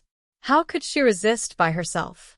Seeing Lin Myoer glaring at her, she didn't care and stepped forward with a very polite smile. Sorry for making a fool of myself. What my sister said just now is true. There is no lie. Lin Jinner looked at Arbor and said, the aura of the divine realm can be clearly felt in the nearby seed. I believe that in a moment, the cultivators who are training nearby will all rush over. Arbor looked disapproving and said, oh, ending the conversation completely.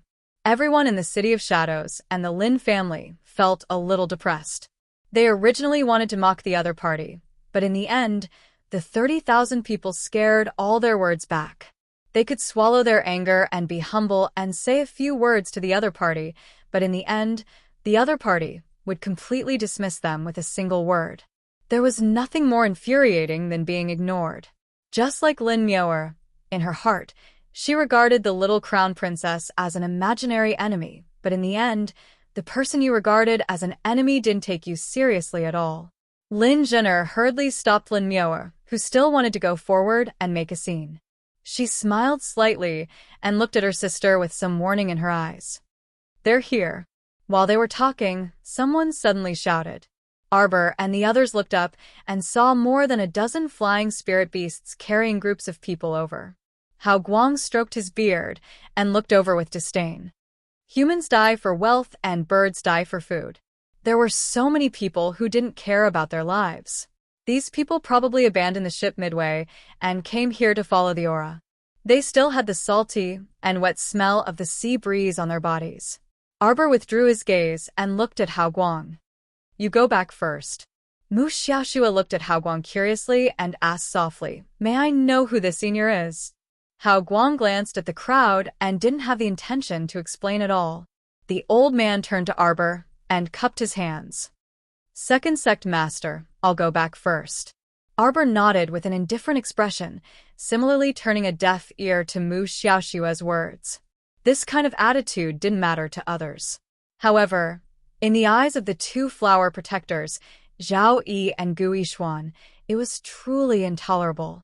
Such an innocent and adorable junior sister is courteously asking for your name, and you actually dare to not answer? This was simply intolerable. Stop.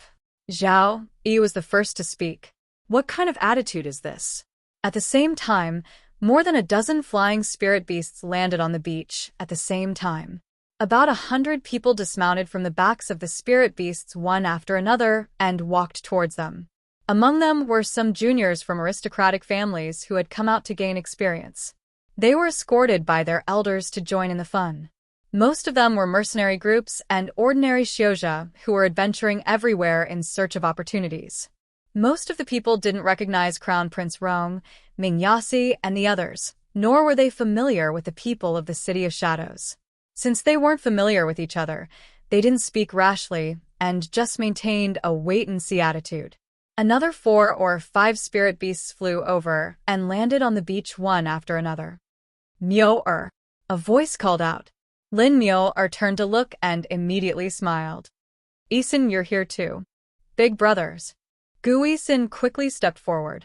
When she looked at Mu Xiaoxue, her eyes flashed slightly. Miss Mu, big brother, what are you doing?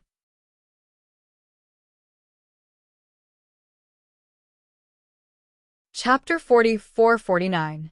Gu Isin glanced over suspiciously, only to see Gu Yixuan and Zhao Yi standing in front of a skinny old man. Their faces were filled with anger. Gu Yixuan only had time to take a glance at his younger sister before glancing away, still glaring at Hao Guang.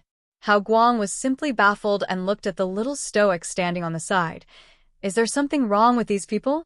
Why are they blocking this old man's path? Arbor's expression was unperturbed, and she didn't even bother to blink. Ignore them. Go. You. Zhao Yi's face darkened, and he summoned his gray sword in the blink of an eye. Arbor, who had been ignoring them, gradually darkened her expression, and her voice as cold as ice slowly rang out. You want to die? Everyone's heart skipped a beat, and they inexplicably felt a heavy pressure assault them.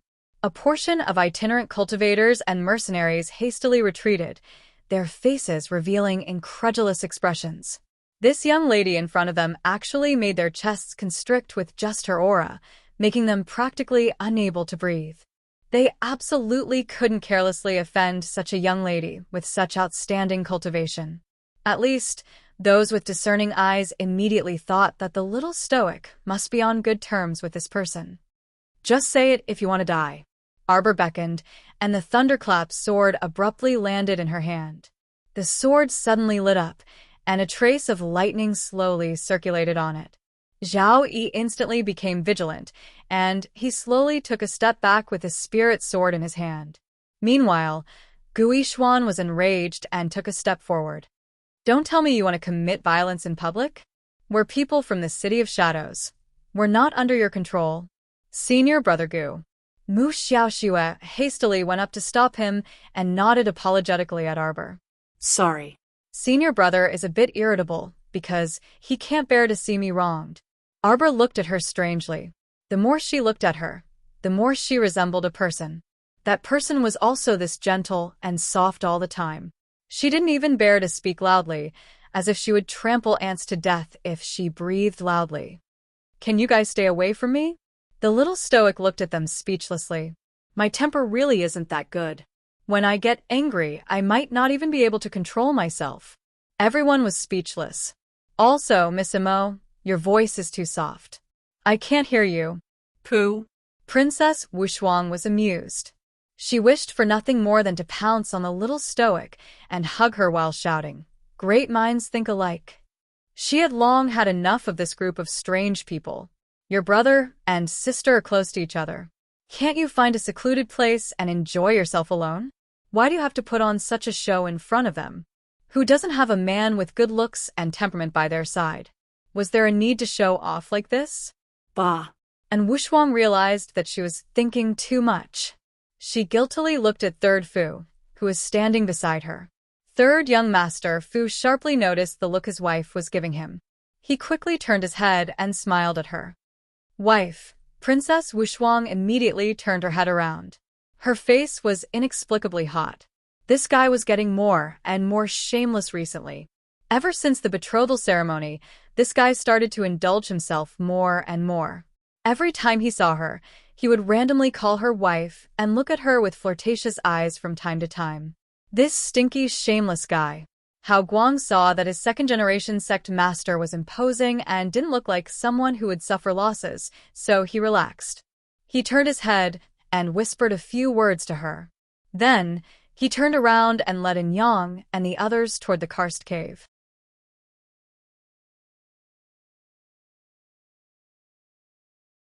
Chapter 44-50. However, they had only taken a few steps when they suddenly heard a huge tremor coming from the depths of the ground. The sound was so close that it seemed to have exploded under their feet. The huge impact made everyone's expression freeze slightly.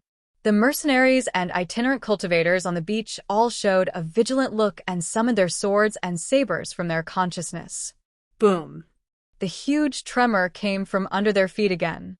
The old man, scattered light, widened his eyes and looked into the distance in a daze. He saw that a huge hole had been broken in the ground by something, and thick smoke was coming out from it. It was so choking that everyone took a few steps back. Could it be that some giant beast was going to climb up from the bottom of the hole? Everyone's expression was solemn and cautious. They tightened their grip on the swords and sabers in their hands for no reason. Senior, and Yang could not help but call out, "Is there another guardian beast here?" Senior Scattered Light looked at the hole in confusion for a while and racked his brains to think. Smoke was still billowing from the hole not far away, but nothing was climbing out. The old man quickly shook his head and said, "I've never heard of it." No, it was because he had lived here for so many years and he had never encountered any giant beast. There are indeed giant beasts in the Tianji mystic realm, but I have never released them. He would not go so far as to deceive them to such an extent. If all the big guys in the mystic realm were to be released, the old man could not help but shudder. He had not lived such a peaceful life all these years. Everyone thought so too. If the senior released something, he would definitely tell the second-generation leader in advance. After all, in the senior's heart, the second-generation leader was the most important. In the old man's eyes, even a strand of hair of the second-generation leader of the Xuanji sect was more precious than them. Boom. Boom. Boom. Boom. While everyone was whispering and asking each other, a few more tremors were heard. This time, they could not help but sway from side to side. Arbor glanced at the huge hole. He saw a familiar figure jump out from the hole. Then, he spat twice and wiped the dust off his face. Immediately after, another person came out, his sleeves fluttering as he swept the thick smoke in front of him. Both of them were dressed in black robes. Their appearances were handsome and slender, but at this moment, their robes were stained with a lot of dust. A thick smell of smoke lingered around their bodies, making them look somewhat comical. Without waiting for the crowd to recover, they saw the two people walking like the wind, one in front and one behind in their direction. When they saw Sir Jojo's expressionless face, the two of them moved even faster, and in the blink of an eye, they were already in front of the little crown princess. Jojo! Jojo, what a coincidence! A certain crown princess's small face was expressionless, and no one could see any other emotions. And Wu Shuang's eyes widened, and she couldn't help but burst out laughing. "Oh my God! Big brother! What's wrong with you, big brother? How did you climb out of that hole? Aha, look at you, you look so pathetic." Could it be that senior was right, and the two of you fell into the 1,000 caves and 10,000 caves? Get lost. Mo Lian glanced speechlessly at the troublemaker Princess Wushuang and threw a warning look at Third Fu. "Third young Master Fu, what did I do? You can't control your sister's mouth, so you're glaring at me?" Aha! Princess Wushuang did not know how to restrain herself and continued to laugh at her brother.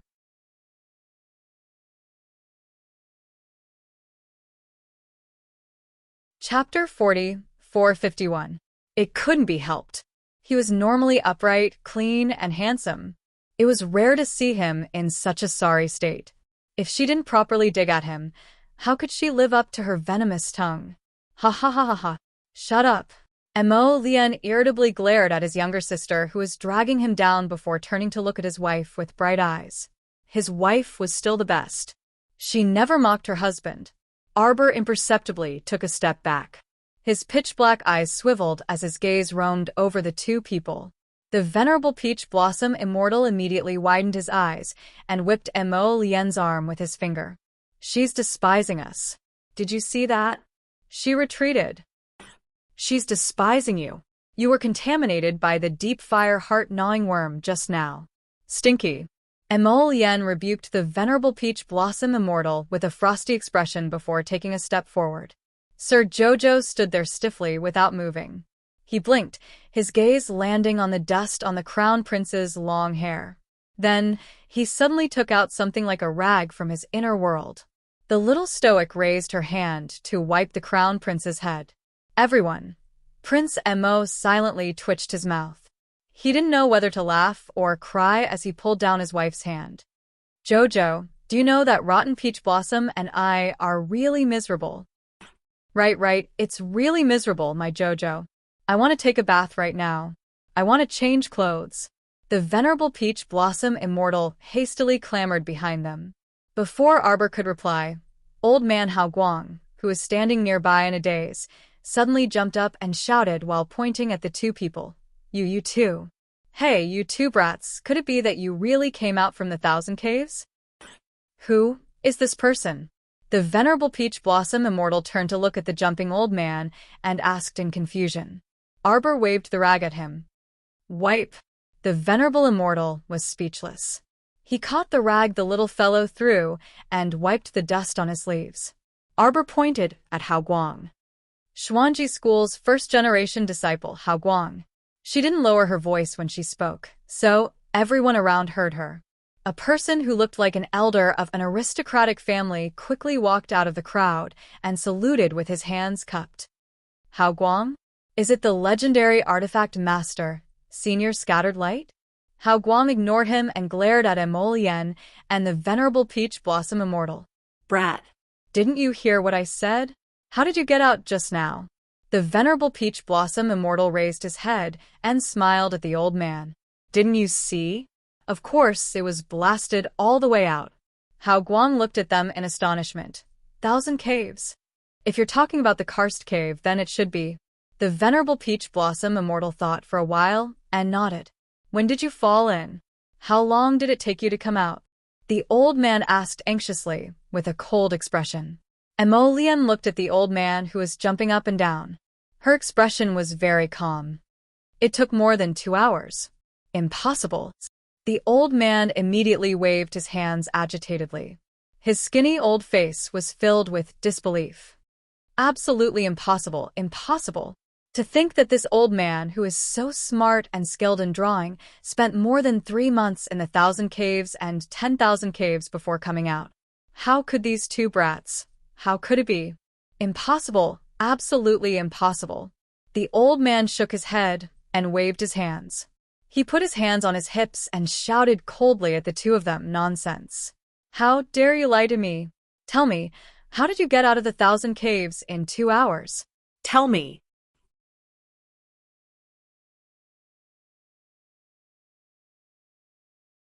Chapter 4452. What's going on? Is there something wrong with this old man? Why does he look like he's been dealt a huge blow? Emolian gazed at the old man strangely before explaining dryly, using a type of firearm to blast open a straight path, and you'll come out. Old man! Exclamation point. Everyone. Nonsense. Nonsense. Nonsense. The old man flew into a rage, and was about to scold them. Arbor said calmly, Senior, my husband was born smart. Just because you can't think of a solution doesn't mean he can't think of one too. Scattered Light instantly wilted. He turned around angrily and called to the dumbfounded Yang and the others. Go, go, go. Why are you standing here? Let's go back to the cave. From the beginning to the end, the old man ignored the aristocratic family elder who walked up and greeted him eagerly. That aristocratic family elder's face stiffened. Xiaomu glanced at him before retracting her gaze. The venerable Peach Blossom Immortal was baffled. What's wrong with that old man? What did we do to him when we came out of the 1,000 caves? His face was as black as a rock. How comical. And Wu Shuang was already squatting on the ground laughing. She looked up at Emolian and said, Senior Scattered Light spent more than 3 months in the 1,000 caves before coming out. Do you think he hates the two of you? Ha ha ha ha. What a clear comparison of IQ. Ha ha ha ha ha. Emolian and Ma Shichun were speechless. They had been through the 1,000 caves and knew how difficult it was inside. The old man couldn't open his inner world for 3 months. It was indeed very miserable inside. Arbor looked at Wu Shuang and the others expressionlessly. When this guy finished squatting on the ground and laughing, the little crown princess chuckled and nodded. Idiot. Princess Wu Shuang was stunned for a moment, then burst into laughter. She looked at the people around her and couldn't help but twitch her eyebrows. Sister-in-law, your smile came a little too late. Her reflexes were hilarious. She waited until everyone was done laughing before she chuckled. How comical. Gu Yishuan and the others didn't say anything. Seeing in Wushuang and the others chattering on the other side, Gu Yishuan turned away with a cold face.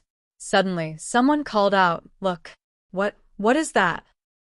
There's light in the sea." There was no light at all. It was a large halo of light rising from the depths of the sea. Everyone hurriedly flew forward to check. They were all fighting to be the first, afraid that they would fall behind. When Arbor's group came forward, they saw a ring-shaped light array appear on the surface of the sea. It was bright and lustrous, and it slightly rippled along with the calm seawater. Entrance. It's the entrance to the mystic realm. A practitioner shouted excitedly. Without saying a word, he dashed towards the light formation in the sea and jumped in. The others also hurriedly scrambled to run there, pushing and shoving each other. The first young cultivator who jumped into the light formation let out a miserable scream. In a matter of minutes, it was shattered into pieces by a strong light. Wow. The cultivator, who almost had 1 foot in, hurriedly took a step back. Unexpectedly, he bumped into several other cultivators who were charging from behind him. This person was very miserable. He staggered and fell into the light formation in front of him. Once he stepped into the light formation, this person was once again ground into pieces. Not even a trace of him was left. Everyone's expression changed abruptly, and they all retreated at the same time. Arbor's group jumped down a few times and took the opportunity to jump to the front of the crowd. At this time, the light circle had already shrunk a little. A few faintly pulsating seal scripts appeared in the air.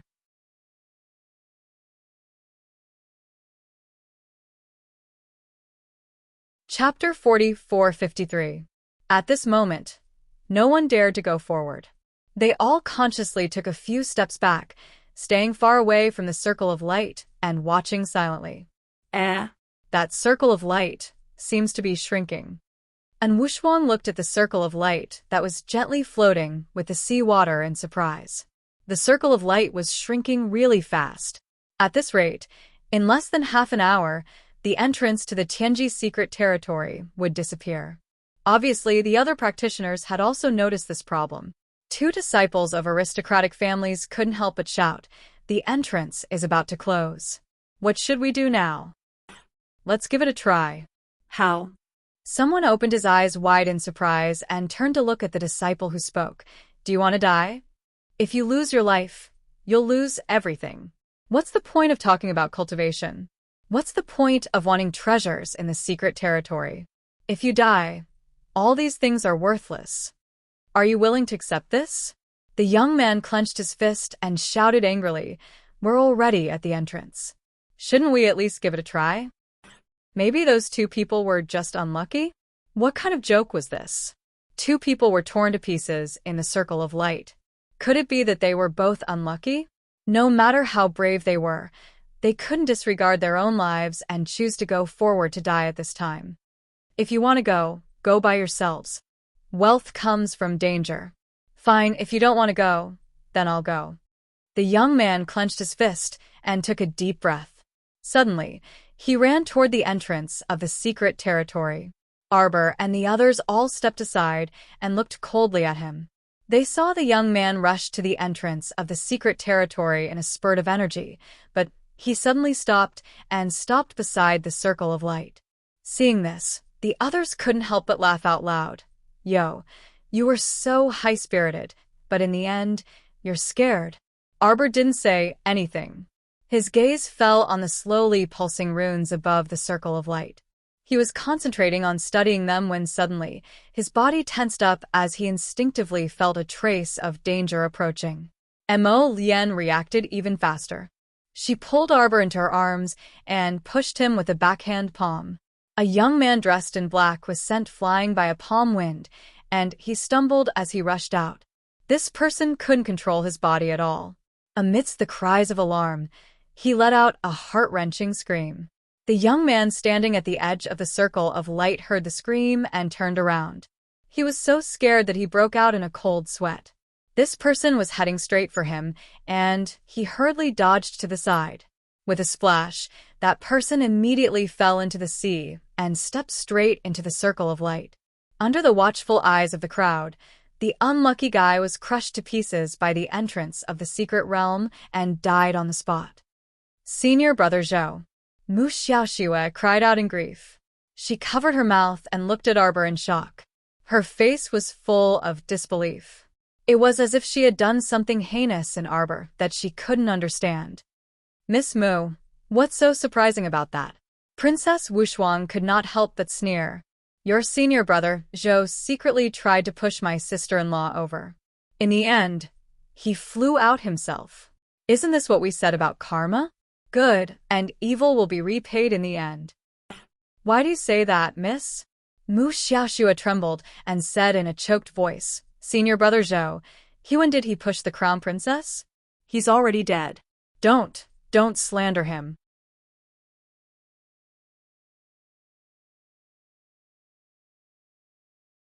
Chapter 4454. And Wushuang was simply amused by her. She cast her a sidelong glance, but did not wish to speak with her. Does everyone have eyes to see? It's not something that can be confirmed by your mouths. You. Mu Xiaoxue was so angry that she was about to collapse, but she still maintained her calm tone. How could Senior Brother Zhou push the crown princess? Arbor stopped Commandery Princess Wushuang and glanced indifferently at Mu Xiaoxue. You want to see? What? Mu Xiaoxue's heart clenched. She felt that nothing good would come out of it if she continued speaking. If I can prove that your senior brother Zhou brought this upon himself, how does the City of Shadows plan to compensate? Don't boast so shamelessly. Now that there is no proof, how do you want to prove it? Just as Zhao Yi finished his sentence, he saw a palm strike coming towards him, landing heavily on his face. After a crisp slap, a palm print immediately appeared on the left side of his face. When I'm talking to your master, you'd better shut up, you dog. You? Zhao Yi covered his face with his hands, his eyes filled with shock. It was as if he could not imagine that a grown man like him would be slapped by a little girl. I already told you that my patience is very limited. Arbor sternly interrupted Zhao Yi's unfinished words. If you want to die, you can continue. Why don't you try? Senior Brother Zhao, Senior Brother Zhao. Mu Xiaoxue was alarmed and panicked. She quickly pushed Zhao Yi, this burly man, behind her and put on an expression that showed that although she was terrified, she still braced herself to protect her senior brother. Mu Xiaoxue, don't play tricks in front of me. Arbor stared at her coldly and said, Do you know how many delicate white flowers like you I've killed since you were young? Do you want me to read out a string of names for you? Starting from Wen Ruan, then Commandery Princess Yi and Wu Xiaosu, Shani Su, and finally you. Do you know how the ones before you all died? HM? Do you want me to tell you how they all ended up? Every one of them died a horrible death. Arbors. Gui Xuan reached out and hugged Mu Xiaoxue, who was trembling uncontrollably, and roared angrily. Shut up. A vicious aura burst forth from the little stoic's body, and her palm froze into ice. She spread open her fingers, and an ice sword covered in barbs instantly appeared. The tip of the sword pointed at Gu Yishuan's neck, without hesitation. The latter only felt a trace of cold air seeping into his limbs and bones from his skin. It was as if his entire body was going to be frozen in an instant. I've had enough of your nonsense. I only have one question for you. If I can prove that it was indeed someone from the City of Shadows who had malicious intentions behind my back, how will you compensate me? Pay with your life? Arbor pointed his ice sword at the ashen-faced Zhao Yi. Or you. The glittering ice sword once again moved to Gu Yishuan's chest. Trash, do you dare to bet? The entire place was dead silent. From the moment the young crown princess exploded in anger, it was truly so quiet that one could hear a pin drop, except for the occasional sound of breathing. The little girl nimbly raised her hand and continuously made several transparent hand seals. The surrounding air suddenly rippled like water ripples, dispersing in front of everyone's eyes. A faint light screen appeared, and the scene from earlier immediately appeared on the screen. Although it was soundless, everyone was not blind.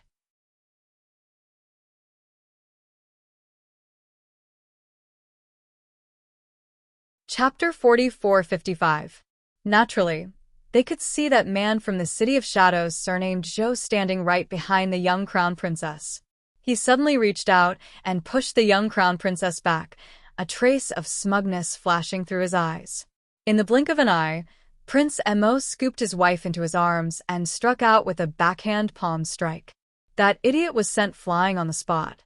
Everyone looked at the City of Shadows with complicated gazes. They didn't expect a villain to launch a sneak attack from behind in such a prestigious sect like the City of Shadows. Not only were there aristocratic family disciples present, but there were also many hot-blooded mercenaries and unaffiliated itinerant cultivators.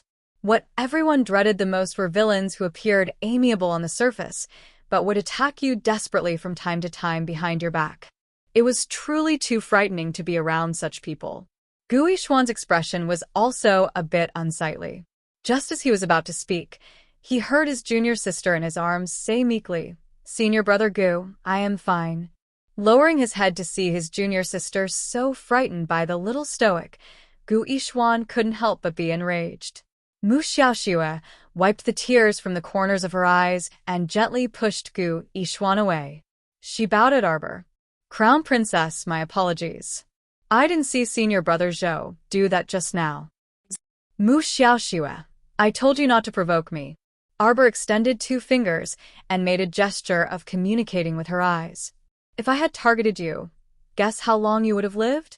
Mu Xiaoxue took a step back in fright, a dazed and frightened expression hanging on her fair face. Her entire body couldn't help but tremble slightly. "Arbor, don't threaten her. Come at me if you have anything." Gui Xuan hastily walked forward and shielded his junior sister behind him. "Threaten?" Arbor couldn't help but sneer.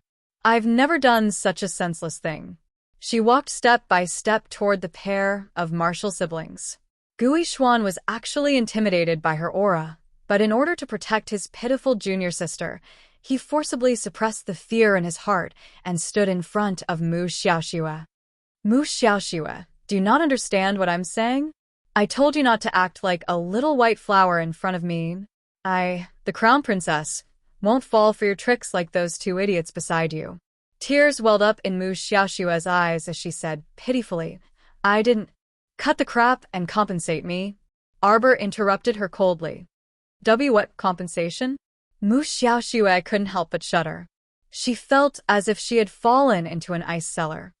"That's enough."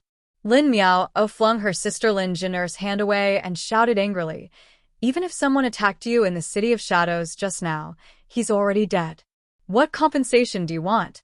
Why don't you go underground and ask for compensation?" As soon as Lin Miao finished speaking, she felt several cold gazes land on her.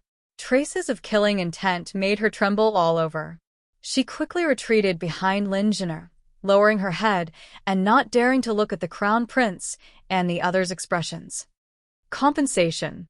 Arbor roared impatiently at Mu Xiaoxue. 10 million spirit coins. Mu Xiaoxue's eyes immediately widened. Gui Xuan, Zhao Yi, and the others also stared at her in shock. They all cried out in unison, 10 million? You! Cut the crap. Arbor didn't have the patience to be long-winded with them. She slowly raised the ice sword in her hand. "It's fine if you don't want to compensate. Eat my sword."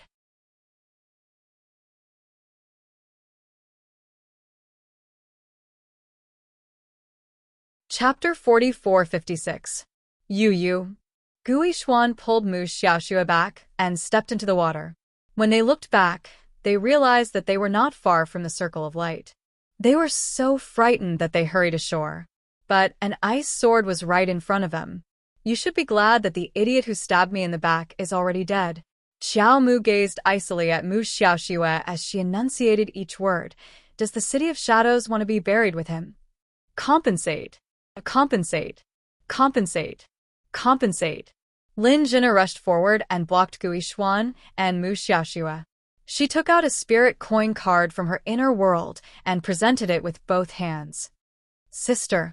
Lin Miao could not help but stomp her foot. Lin Jin'er ignored her and handed over a spirit coin card. Then, she cupped her hands at Arbor and said, "It's a misunderstanding. It's all a misunderstanding." Mu Xiaoxue's face was slightly pale as she leaned into Gu Yishuan's arms. She seemed to be frightened and looked at Arbor in shock. Seeing her cold gaze, he quickly averted his eyes, not daring to look at her. Arbor took the spirit coin card and walked to Mo Lian's side. She tugged at his sleeve and whispered, "The runes on it only represent 2 words, life and death." Mo Lian was startled and looked at the circle of light that was shrinking. "I think this entrance won't last much longer." The venerable peach blossom immortal smiled gloatingly. "Do you want to go in?" Arbor nodded. "Of course, let's go in." How could such a small problem stump Lord Jojo? If Ancestor Xuanji knew that she could not even enter Ancestor Tianjizi's mystic realm, he would probably jump out of the ground and give her a good beating. "Do you see the jumping runes on it?" Arbor smiled. "Watch my movements and follow me." Then, she turned and waved at Mo Lian and the others. She turned and levitated into the air. She flew into the circle of light and flicked her fingers a few times. Mo Lian and the others could see clearly that the little fellow's fingers quickly tapped on 4 of the jumping runes. She immediately disappeared into thin air. "Let's go," Mo Lian said indifferently. Then, she floated over. She raised her hand and patted the runes a few times. Then she disappeared as well. He Chen, Feng Zhangqing, Rongqing, Wushuang, Fu San, Mingyasi, and Dingyun entered the array one after another. Not good. The entrance seems to have shrunk quite a bit. What's going on? How many runes did they slap just now? Yes, the talisman. A middle-aged rogue cultivator rushed into the formation. Then, he clapped a few talismans in a flurry. Immediately, a gust of wind blew. He raised his head in horror, only to see a floating light shrouding down from the sky and cutting him apart in a matter of minutes. Ah! What's going on? How did they pass? Everyone, don't panic. Mu Xiaoxue stared at the shrinking circle of light. I know. It's a rune. You can't just slap it. I don't know if you noticed, but when they went in just now, each of them only tapped 4 times. It's the word life or death. Just now, the Crown Princess also said that the runes here only represent 2 words, life and death. Life? Death? Where are these 2 words? The runes on the surface were messy.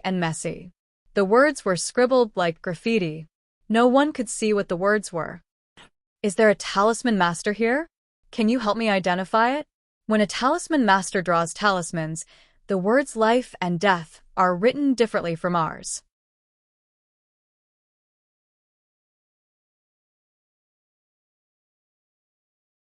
Chapter 4457. Everyone looked at each other in dismay, but dissatisfaction towards the little crown princess rose in their hearts again. This crown princess was too much of a jerk. She clearly grasped the method to enter the mystic realm, but she didn't tell anyone. She didn't even explain it clearly to her own team members, and only had them follow her movements. It was really difficult for her team members to see her swift and fierce speed clearly. But the majority of them really couldn't see her dazzling movements clearly. She only took 1 shot just now. Could it be that everyone in her team saw it clearly?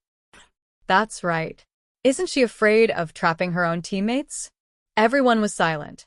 It was very obvious that everyone in the other team saw it clearly. This was the difference in cultivation level. Some smart people couldn't help but silently shut their mouths. They couldn't afford to offend her. The people in the Little Stoics team all had cultivations above theirs, right? Seeing that the circle of light had shrunk to the point where only 2 people could pass through, a trace of anxiety flitted across Mu Xiaoxue's eyes. Since we don't have talisman practitioners here, how about this? I have a stupid idea. We're very sure that they took 4 shots when they went in. So there must be 4 identical runes mixed in. Let's all go look for them. Okay. Everyone was like ants on a hot pan now. Mu Xiaoxue gave them a direction, and as if they had found their backbone, they all gathered together. Across the beach, they carefully examined the runes. Indeed, hard work paid off. The group of people didn't even blink for a long time before they finally found those 4 scribbly-looking runes.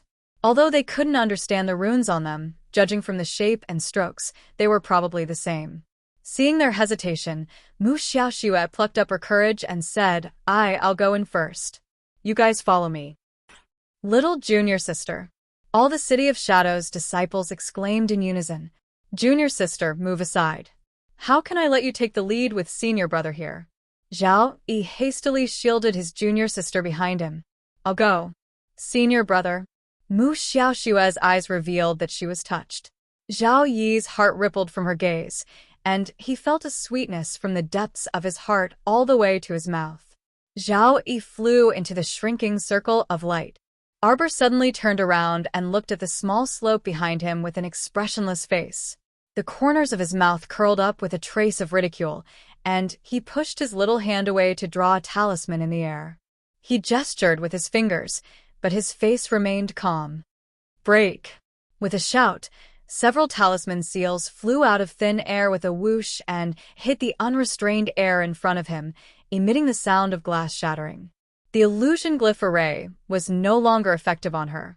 The moment she stepped into the mystic realm, she recognized that this was the small hill behind Quoto village. He even saw Wu Yanjin stumbling out from behind the slope with a hunched back. How could she forget such a scene? On the 3rd day after she came back to life, she ambushed Wu Yanjin at this very place. Did he think she would be afraid or scared? Did he not dare to face his past? What a joke.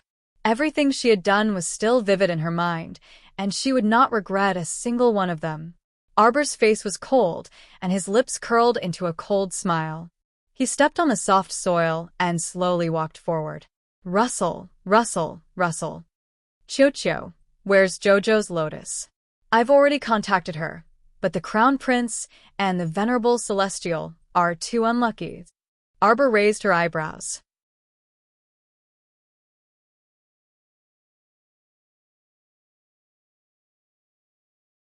Chapter 4458. Master, come with me. The little treant jumped down from her shoulder and ran forward with its little arms and legs. Xiaomu swiftly followed after it and asked, either intentionally or unintentionally, what's up with them now? They said they were robbed by a bunch of you. What? Xiaomu's small face stiffened, and she could not resist creasing her brows. Master, what should we do? The little treant led the way and chuckled. They can't break the array. Master, why don't you break the array from the outside and save them? Arbor was speechless. Where are the others? I can already sense their auras. Master, you should go and save the Crown Prince first. Arbor looked helpless, but still ran after the little treant. A few minutes later, Xiaomu stood on a mountain slope that stretched as far as the eye could see. It's here. Master, draw a talisman and break this illusion array. Arbor was speechless. She drew a talisman in the air and flicked it into the air in front of her. The surrounding slope was visible to the naked eye. In the blink of an eye, an emerald green color covered the entire mountain. 2 figures floated in the air and appeared in front of her. Taking a closer look, the 2 of them had messy hair, and their sleeves were all wrinkled. The expressionless Master Jojo looked at the 2 of them and said, Go find the others. Jojo. Emoliend dashed in front of him and pulled him to her side. Jojo, you hit me. What hit you? She even kicked me a dozen times. The Venerable Peach Blossom Immortal pointed at the footprints on his robe. Did you see that? You kicked me? Master Jojo put on a cold and emotionless face. A small illusion array can make you look so pathetic. Useless. What trifling illusory formations. Mo Lien huffed. I originally thought that it was merely a mirage illusory formation. Who knew that a bunch of you would pounce on me, each with a physical body? Kicking, biting, scratching, and tearing. You even forced me to hand over my Dharma treasures and spirit coins. Arbor looked at him expressionlessly. Haha. Believe me, Emolienne reached out and held her little face. You look exactly the same as when we first met. I recognized it at a glance. It was you who was in the prime of your youth. He looks about 12 years old. The venerable Peach Blossom Immortal twitched his mouth and pointed at the 17 or 18 small footprints on his robe. Did you see that, Jojo? These are all footprints left by a bunch of your kicks. I gave them a pile of spirit tools and Dharma treasures. Speaking of which, it's strange. After your illusions took the Dharma treasures and spirit tools, they all left. The little Treant burst into laughter. It's not my illusion. Arbor's face was still cold. It's old man Fecta. Really? Why does it look so real? Yes, it's too real. What a bunch of you. The venerable Peach Blossom Immortal counted silently. There are at least 100 of you. Arbor, the little Treant said hurriedly. Master Silver, I think there's something fishy about this. Look at the two of them. There are footprints on them, and their hair is messy. They really don't look like they were created by an illusion array. Could there really be 100 of you hidden in this place? Arbor glanced at the little Treant and looked at them coldly. Let's go. Go find Wushuang and Fusan. They're nearby. The venerable Peach Blossom Immortal tidied his messy hair and walked to Emolienne's side to poke her. Jojo is having a mental breakdown.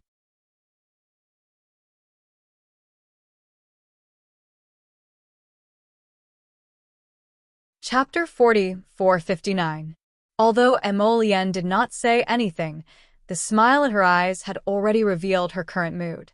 One must know that when the two of them had just entered the illusion glyph matrix, they had seen the overwhelming number of Jojo pouncing on them, tearing, pulling, and violently robbing them. At that time, all sorts of feelings had welled up in their hearts. Chio could not help but laugh. But in the blink of an eye, it met its master's cold eyes and hurriedly put on a serious face. What exactly is it? Arbor looked at the two of them helplessly. She did not believe that the two of them could not even make a small illusion glyph matrix when they worked together. The reason why they stayed there must be some strange discovery. Emolienne held her hands and looked at her with a smile. You may not believe it. Sigh, these Jojo that look exactly like you are all mechanical men. Ah. Arbor opened her mouth in surprise. Mechanical men? Yes, they are made of deep-sea mystic crystal. Mechanical men. Emolienne nodded with a face full of certainty. Speaking of which, the craftsmanship of these mechanical men is really not bad. Yes, they are so agile. They rush up and strip off clothes to rob. Simply. The venerable Peach Blossom Immortal spread out his hands emotionally. Sir Jojo treated him with a cold face, pretending that he did not hear rotten Peach Blossom's muttering. Yes, I understand. This fellow ended the conversation and turned around expressionlessly. Go find Wushuang. Emolienne couldn't help but suppress the smile on his lips. He quickly walked to the little fellow's side and held her hand. Xiao, if you see those golems, you'll definitely like them very much. He leaned slightly and whispered in her ear. I like them too. It was so cute that it made one's face bleed. So many Jojo, covering the sky and earth, climbing up and down. It was really interesting to look at. Arbor only felt his hot breath beside her ear. It was scalding. She glanced at him without changing her expression. Her hands quietly retracted into her sleeves, and she stepped forward. In an instant, her ears were a little hot. Emolienne couldn't help but smile. Seeing that she didn't say anything, he teased her. Jojo, turn around and look at me. Jojo, don't panic. Although there are more than 100 Jojos, I can recognize you at a glance. There's no mistake. Jojo, take a guess. How many Jojo are there? Jojo, I suspect that this arcane realm has an owner. Arbor finally stopped and turned to him with a calm expression. You mean Ancestor Fecta isn't dead yet? It's possible. Impossible. Arbor shook his head. Why do you say that? Emolienne asked with a smile. A woman's intuition. The Crown Prince turned and exchanged a glance with the venerable Peach Blossom Immortal. I believe in you, Jojo. Jojo's intuition is very accurate. Emolienne couldn't help but be speechless. The little treant jumped up and down. Quick, it's right in front. I can already feel the aura of the princess and the rest. The three of them then quickened their pace and ran forward. Clusters of light pink flowers bloomed on the hillside. Each flower was only the size of a thumb. The large patch of flowers connected the sky and the ground. It looked as if they had barged into a pink world. Mo Lien, Arbor, and Hejichen quickly rushed to the front and saw Fu San and Wushuang being surrounded by a large group of wooden men. There were hundreds of wooden men. The key was that their limbs were very agile. When they formed a group, they actually looked like they were fighting with others. Their spiritual power overflowed, and their energy was released continuously.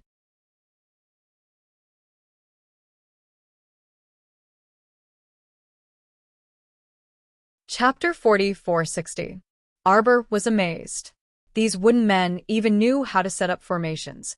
17 or 18 wooden men nimbly jumped onto their companions' shoulders and waved their wooden arms. Immediately, countless spiritual powers flowed out and attacked Fu San and Wushuang. Luckily, the wooden men were only at the 7th level of the spiritual realm, which was far below Wushuang and Fu San. Thus, the two of them were not in any danger. However, they did not feel any pain. They attacked the two of them in groups, which made them a little flustered. Fu San's fireballs landed on the wooden men, but the fire could not burn them. It was obvious that these wooden men were not so simple. They were made of fire-resistant materials. Arbor, Hejichen, and Mo Lien jumped up and landed beside the two of them. They raised their hands and slapped away the wooden men around them. Brother, sister-in-law. And Wushuang's eyes lit up. She hurriedly shouted, "We have to think of a way to trap these things. They can't be killed or burned. Look, they can still move after being scattered." Sure enough, when Xiaomu turned around to look, she saw several wooden arms and legs scurrying back and forth around them like headless flies. It was very frightening to look at.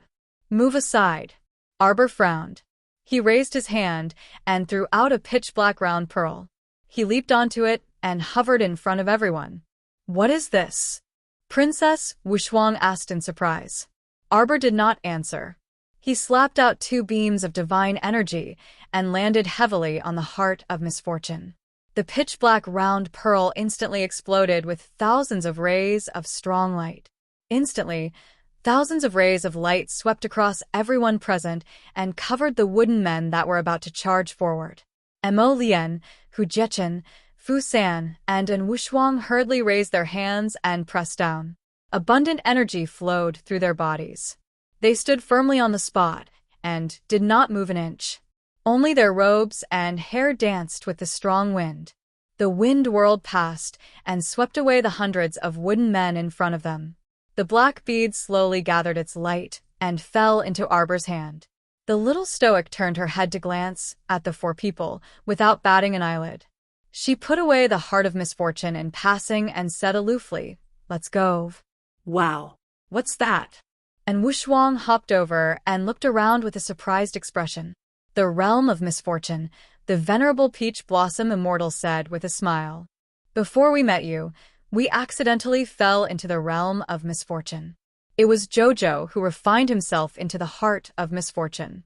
That was how he broke the realm of misfortune and released us." Third young Master Fu and Princess Wushuang were shocked when they heard this.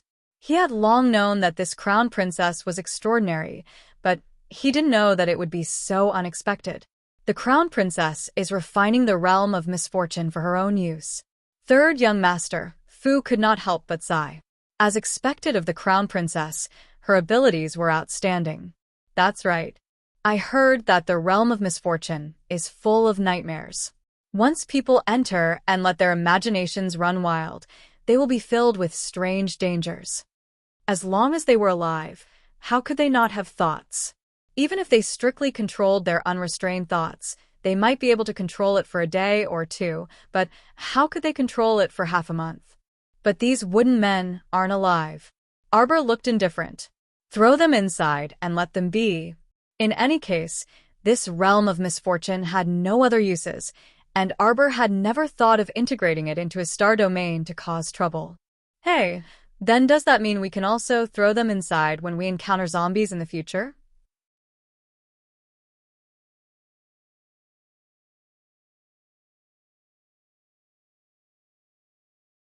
Chapter 40, 461. Wouldn't that save a lot of troubles? Princess Wushuang suddenly had an idea. She looked at her sister-in-law with bright eyes, her face full of admiration. This heart of misfortune was too powerful. If we encounter a large number of enemies in the future, can we throw them all in and let them fend for themselves? In theory, it should be possible. Arbor nodded slowly, and Wushuang could not help but raise her eyebrows. In theory? Yes, people with high cultivation levels might not be able to absorb it, just like you guys. And Wushuang nodded in realization. Although they had retreated more than 10 steps earlier, when the heart of misfortune emitted a strong light and absorbed the wooden dummies, they could also feel a heavy pressure on their bodies. However, they could use their powers to resist, so they were not absorbed by the heart of misfortune. Of course, this was also because the little crown princess had deliberately blocked them outside. Mo Lien smiled and walked forward, holding Arbor's little hand. It's done. Even if it was not easy to absorb experts above the godly state, if they encountered a large number of low-level zombie puppets in the future, they could really throw them all in to save trouble. This heart of misfortune sturdiness was different from a storage talisman. If too many random things were stuffed into the storage talisman, the things inside might break out of the walls of the talisman. However, the heart of misfortune was different. It was refined from a mystic realm, so its sturdiness could not be compared to the heart of misfortune. In the future, if Jojo did not want to fight with the zombie army, he would sweep them into the heart of misfortune and get rid of them once and for all. Of course, Arbor knew what Mo Lien meant. Hearing this, he looked up and chuckled. Thinking about it, if a large group of Tianyan disciples attacked and threw them all into the heart of misfortune, how would it feel? However, if there is a transcendent state expert present and uses a shield to protect them, it might not be impossible to save them. Arbor pursed his little mouth and jumped on the spot. However, if I ascend to the transcendent state one day, it will be a different story. The right path was to increase his own strength. Mo Lien raised her hand and patted her head. All right. You've done well enough, my Jojo. You've done something that most people can't. Yuan Shurchen nodded with a smile. Indeed. And Wushuang laughed heartily and ran forward to hold the young crown princess's hand. Sister-in-law, let's go. Where are the others now? Chocho? In front. Follow me. The little tree ant shook its two branches and led the group forward in a hurry. Arbor's group followed. After walking for a short distance, Arbor lowered his eyebrows, coughed, and asked, You said that it wasn't an illusion array? Then, after the formation was broken, where did all those mechanical men go? Yeah. The venerable Peach Blossom Immortal turned around and floated in front of Arbor. He said with a smile, It's really strange. After the talisman formation was broken, those little Jojos all disappeared. What little Jojos? Princess Wushuang asked curiously. Nothing. Arbor took the lead and walked forward expressionlessly, leaving Yuan Shurchen and the others behind. The venerable Peach Blossom Immortal could not help but chuckle. He turned to look at Mo Lien, who was looking at him sideways, and shook his finger. Jojo is shy. You're so boring. How am I boring? The venerable Peach Blossom Immortal smiled.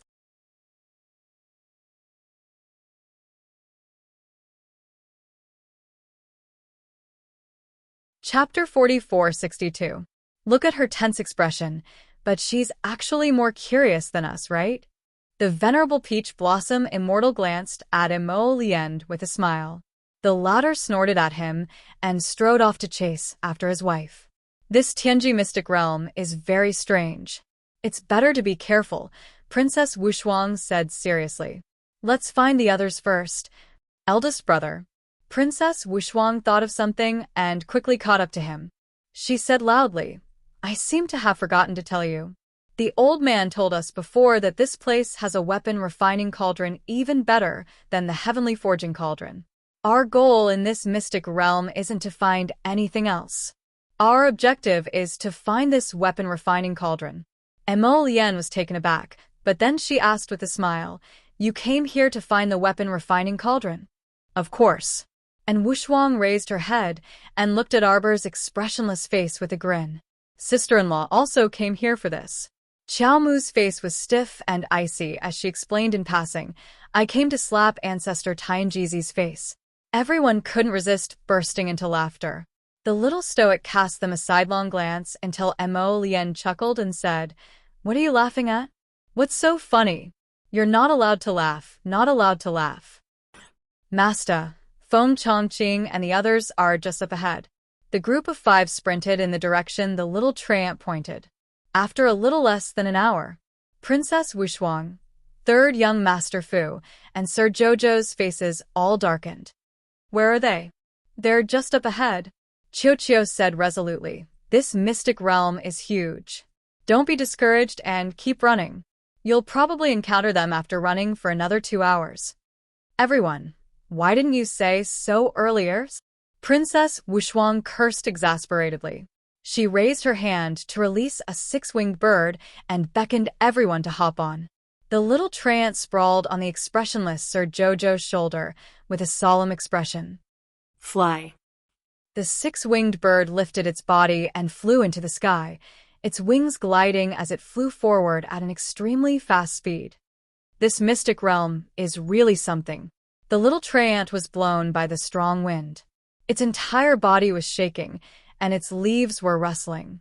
Princess Wushuang turned around and almost burst out laughing. This thing's thin arms and legs were slightly disheveled in the wind, and the few sparse leaves on its head were rustling. This image was simply comical. "Shut up," Arbor said expressionlessly as he pulled it off his shoulder and held it in his arms, blocking the wind for it. The little treant was so touched that tears welled up in its eyes. Its pair of bean-like little eyes looked at Xiao emotionally. "Master, you're so good to Qiuqiu." Arbor patted the top of the tree. "Can you feel it?" It's coming, it's coming. It's right in front. Do you see it?" Princess Wushuang was standing below the neck of the 6-winged flying bird. Therefore, she could see the chaotic battle of the 5 spirits at first glance. The 6-winged flying bird circled twice in the sky, but it could not find a place to land. However, some of the people in the chaotic battle below had already noticed their arrival. Someone screamed, "Enemy attack!" All kinds of 5 spirits' power, rising and falling, immediately smashed toward them. The 6-winged flying bird's dodging speed was also very fast. It flew back and forth in the colorful spiritual power, dodging countless attacks, and let out a shrill cry.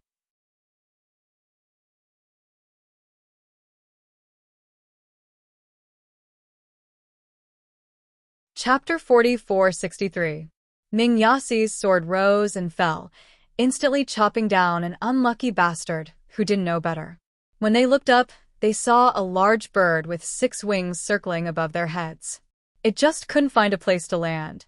The group of idiots around them seemed to have been injected with chicken blood. Blinded by their impulsiveness, they threw water spirits and fire spirits at the bird as if they didn't cost anything. "It's the Holy Maiden and the others." Feng Chongqing turned the hilt of his sword and smashed away a lunatic pouncing man. He looked up and said, "Heh, I can't believe you're still in the mood to go easy on them." Young Master Ding dodged and chopped off a round head. "These people are heavily poisoned. They've completely lost their minds. We can't let them live." Crown Prince Rong quickly stepped forward and waved at the bird in the sky. "Jojo." "They're all here," and Wushuang looked down, then turned to Arbor and Emolienne and nodded slightly. In the next moment, Princess Wushuang quickly put her 6-winged bird back into the spirit beast's space. The 5 of them descended from the sky and landed beside Rongqing and Feng Chongqing. Feng Chongqing turned to look at Arbor and said happily, "Holy Maiden, are you all right?" "We're fine." Arbor expressionlessly knocked down a young girl pouncing at him and sent her flying with a kick. "What's going on?" "I don't know. We just broke the illusion array and reunited. Then we ran into these people. They all seem to have lost their minds. They pounced on us, bit us, and tore us apart. They looked like they wanted to fight us to the death." Arbor frowned and slapped the back of a fat middle-aged man. The latter staggered and fell to the ground, but before he could get up with a roar, Xiao Mu kicked him in the back. It was as if he had been crushed by a large mountain, and his whole body heavily fell back onto the ground. Arbor's gaze fell on the man's back. There were some burnt talisman ashes on the man's back. Arbor raised an eyebrow and muttered to himself, "Puppet talisman?" When he said this, everyone looked around vigilantly. "There's a talisman master here?" Arbor stretched out a finger, disdain in his eyes. He took some unburned talisman ashes from the middle-aged man's back and rubbed them between his fingers. Crown Prince Mo immediately took out a clean handkerchief and pulled over his wife's small hand, wiping her fingers in a considerate manner. "A talisman master from the Tianji secret realm has sneaked in." Arbor stretched out 2 fingers and drew a mind-tranquil talisman. Talismans like this one usually so many talismans as Titus. Feng Zhongqing, Mingyasi, Rongqing, and Wushuang, and the others were naturally aware of her identity as a grand talisman master, but they rarely saw her draw talismans in the air. Her movements were smooth and graceful, and her fingers moved like a dragon without the slightest pause. The same thought floated in everyone's minds. Watching the young Crown Prince Consort make seals was simply a kind of visual pleasure. As the mind-tranquil talismans appeared out of thin air, rays of talisman light fell onto the backs of the people around her. All the people who were tearing each other apart lowered their hands in confusion. Arbor glanced at them. He only had a vague impression of a few of them. They seemed to be disciples of the aristocratic families of the Divine Prefecture. He didn't recognize the rest. Who are these people? Princess Wushuang asked in surprise. Third young Master Fu's mouth twitched. Shuang. We met them at the entrance of the secret realm.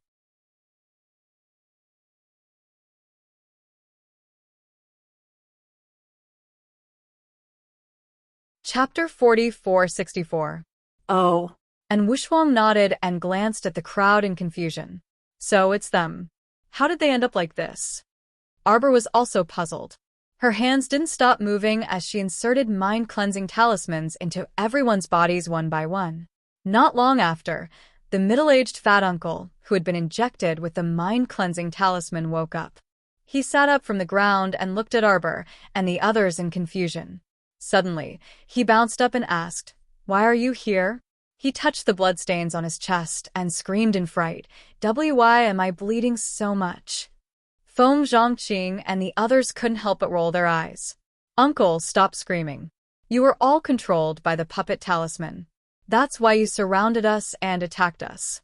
After that, they even started killing each other." Crown Prince Rong hurriedly said, "Look at the knife in your hand. There, did it land on that person's butt?" The fat uncle turned around and saw that his weapon was indeed on the butt of an unlucky person behind him. That unlucky person was lying face down on the ground. It was obvious that he was dead. The fat uncle screamed in fright and hurriedly pulled his knife out of the person's body. He couldn't hold the knife steady, and it almost fell to the ground. He screamed, How did this happen? I already said that you were controlled by the puppet talisman." Young Master Ding rolled his eyes speechlessly. "Miss Qiao saved you with the mind-cleansing talisman. Stop screaming." The plump uncle recovered his senses in a state of shock, and he turned to look at Xiao Mu and Mo Lian, who were standing a few steps behind him. The little crown princess was still drawing talismans in the air and pushing out one talisman after another. When she saw the fat uncle looking at her in horror, she only glanced at him indifferently. After using the last mind-cleansing talisman, Arbor's body swayed slightly. Mo Lian hurriedly reached out and held her in his arms. "Jojo." Mo Lian frowned slightly, his handsome face full of disapproval. To put it bluntly, the life and death of these people had nothing to do with them. He was not happy to see his Charles exhaust his talisman power to save these ungrateful people. "It's nothing. It's just that I've used too much talisman energy." Arbor patted the back of his hand to comfort him. He frowned and said coldly, "It's not to save them. I just don't want the 3 continents to become even more chaotic. If these people all died in this secret realm at the same time, Then if nothing unexpected happened, the clans, mercenary groups, and clans that they belonged to would definitely cause a great deal of trouble. At that time, they would suspect and fight each other, and the entire world would definitely become even more turbulent and uneasy. Emo Lien's heart softened. She stroked her hair and said in a low voice, "Jojo, how can I help you recover?" "I'm fine. My talisman energy recovers quite quickly. I'll be fine after resting for a while." After saying that, he reached out and took out a pill and swallowed it. "What are you doing?" And Wushuang reached out to block the fat uncle who was walking forward. "Are you looking for trouble?" No, miss, you misunderstood." The fat uncle looked embarrassed. He stammered, Miss Chiao saved us." "What Miss Chiao?" That's my sister-in-law. "She's called the Crown Princess." It was indeed inappropriate to call her the Crown Princess when they were out training. She thought for a moment and said, "Call her Madame Emo as the Crown Prince's #1 fan." Princess Wushuang felt that she had to protect her brother's sovereignty. Yes. The fat uncle nodded repeatedly. "Madame Emo, thank you for saving us."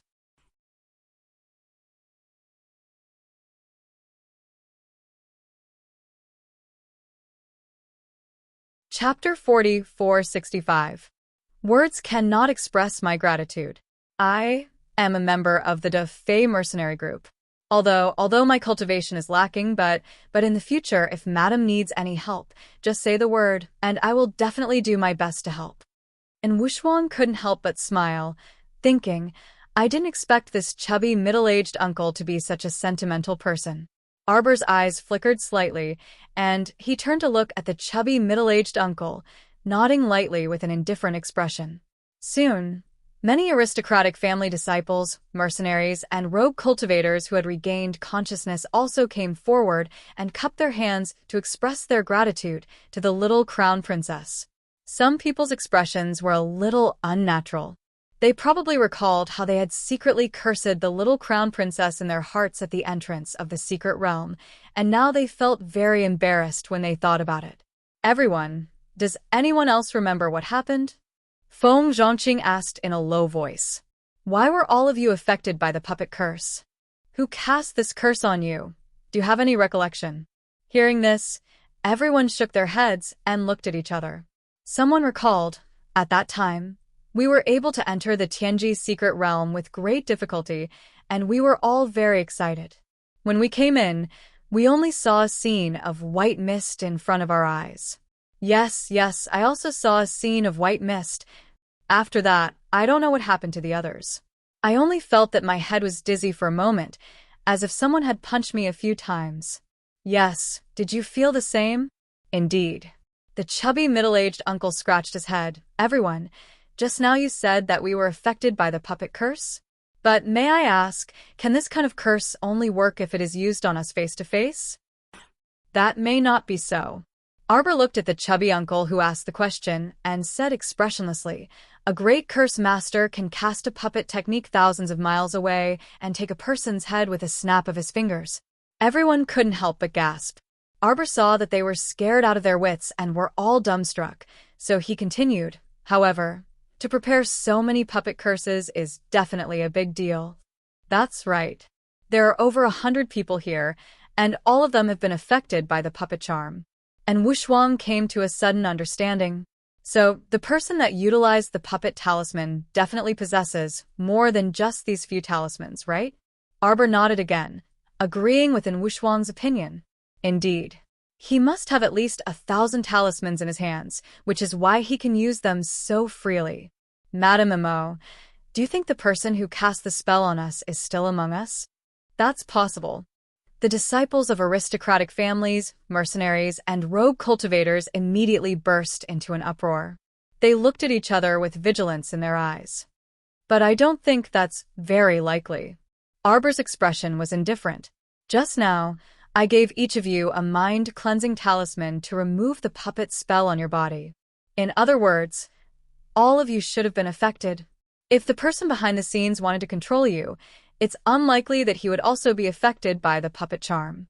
In that case, wouldn't that person be unable to properly appreciate what the people under his control looked like now? Then who could it be?" The group of people were like headless flies, their faces filled with nervousness. Will this person come to harm us again?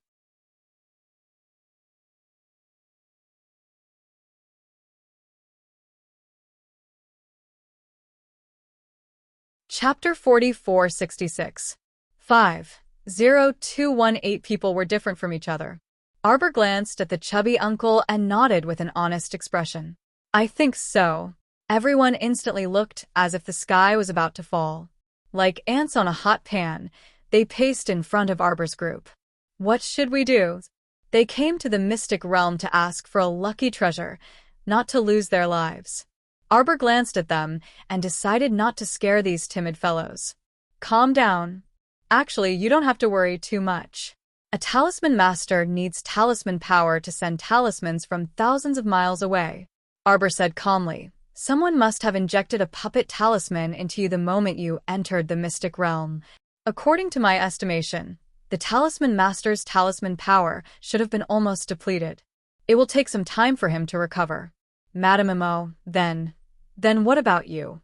You should have used up a lot of talisman power when you dispelled the talisman for us. Now, have you recovered? The little crown princess nodded very honestly. Prince Emo stood at the side. He wanted to give his little wife some advice, but she had already nodded in response. Sure enough, when he looked at the faces of those fools, they looked even more hopeless than if the sky were about to fall.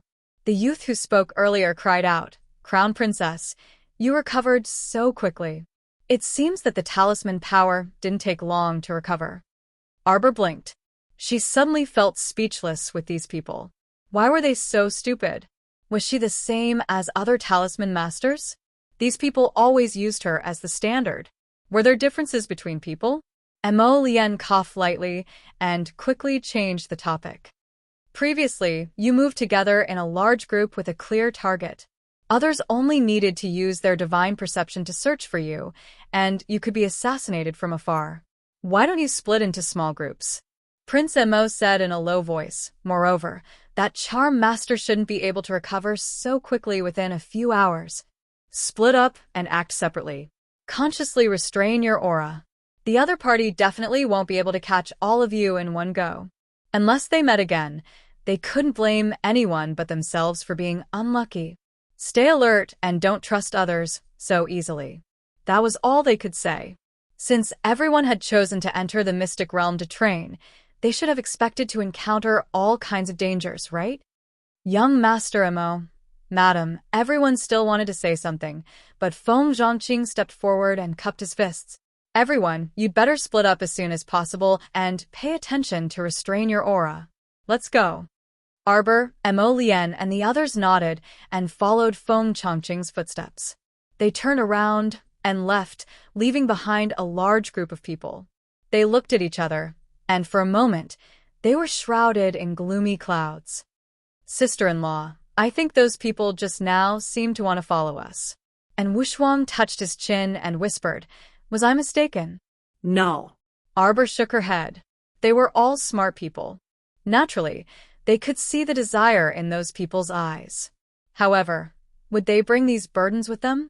Besides, they were originally relying on their own ability to search for treasures in the mystic realm. If everyone found treasures together, would they still need to draw their swords and fight to the death? Don't worry about it. Arbor's expression was indifferent. We've helped where we can, but we still have to walk our own path.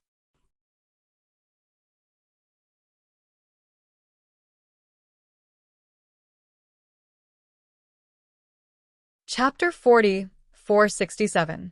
50219. How sad. They were not related to each other. She felt bad about troubling others, right? Xiao Mu's original intention was to be herself. Who is it? Who is so generous to put so many puppet charms on people? And Wushuang muttered to herself as she walked. Don't think about it if you can't figure it out. Arbor waved her hand. We will meet them anyway. Just think of a way to deal with them. That's true. Princess Wushuang giggled.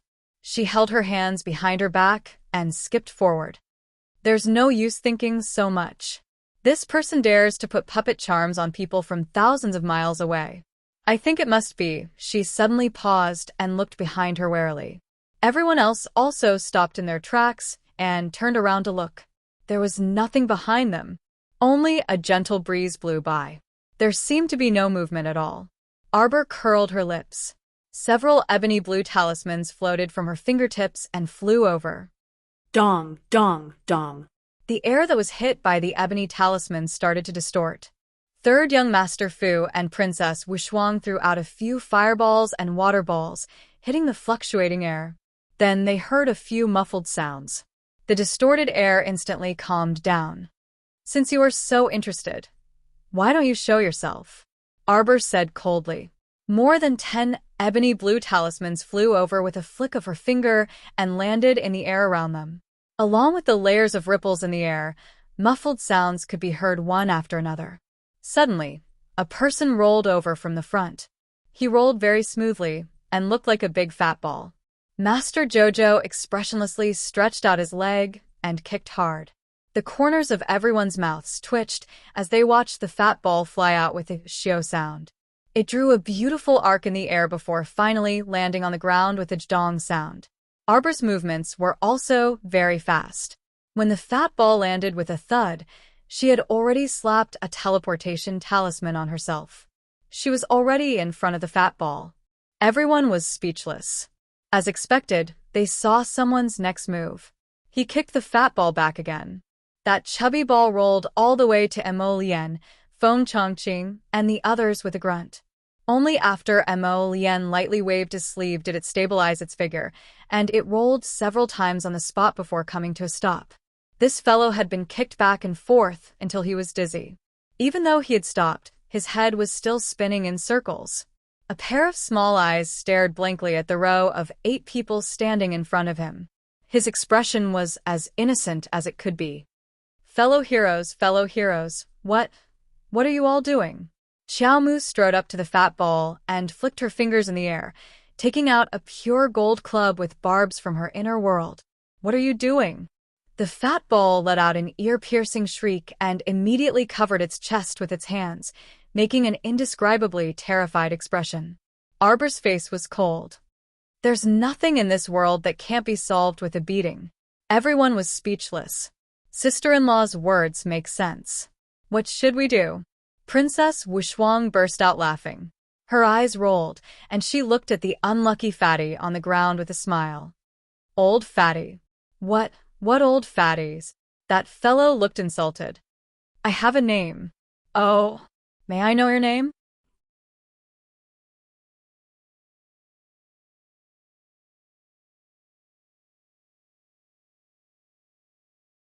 Chapter 40, 468. This humble one is called Tian Tuzi. Everyone, they glanced at the bald patch of Mediterranean on the fat ball's forehead. They felt that this name was a bit strange. "Baldy Tian, could it be that you're Senior Tianjizi's son?" Princess Wuxuang looked at him in astonishment. Arbor, who was slowly walking over, creased her elegant brows when she heard this. She stared at that person with an odd and severe gaze, and the barbed golden club in her hand suddenly grew larger. It weighed heavily in her hand. This large club looked too textured, scaring Tian Tuzi into trembling non-stop. He repeatedly shouted, Junior sister, you. Don't act recklessly, junior sister. I'm your senior brother, little junior sister." Everyone looked at the fat ball with strange gazes. This fellow was too fat. He struggled for a long time before he finally crawled up from the ground.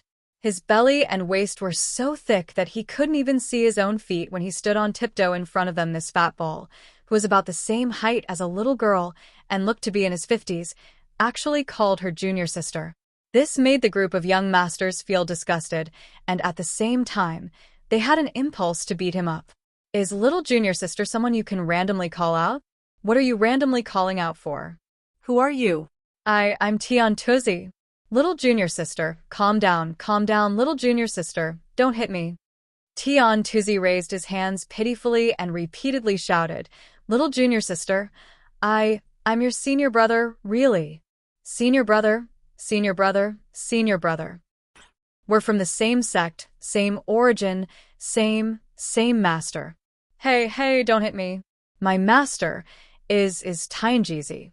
You're not Senior Tianjizi's son. You're his disciple? And Wushuang and Arbor asked one after another. Tian Tuzi hastily nodded like a quail. I'm his disciple. No, I'm not his son, I'm not. As soon as he said this, everyone could feel the gloomy pressure of the chilly wind around them lessen considerably. The gloomy low pressure on Sir Jojo's body finally receded a little. Why are you calling me junior sister? Confess honestly. The little stoic demanded coldly. Little junior sister, ever since you contracted with the Tianji treasure blueprint, I received your message. And half a strand of your consciousness. Arbor was stunned. His eyes became even gloomier. When did you take my soul consciousness? Her divine sense had unknowingly fallen into the hands of an unfamiliar person? What if he was used by others? Arbor could not imagine it. Mo Lien and He Chen's expressions turned even colder as they stared at the fat ball. You have another copy of the Tianji treasure map? Why don't you take her consciousness? No. This Tianji treasure map was created by his master. Master said that the power of the Tianji treasure blueprint was too great, so at that time it was split into two. The one in junior sister's hand is a child map. There's also a master map. It's been with Master for a long time. YY Master once said that not everyone can form a contract with the Tianji treasure blueprint. Innate talent is one, and bloodline is another. Junior sister, you not only have outstanding innate talent, but you must have some kind of bloodline connection with Master, right? Don't misunderstand. No, I didn't take half a strand of junior sister's consciousness. It was absorbed by the master map when the Tianji treasure map was contracted. Junior sister is related to Master by blood.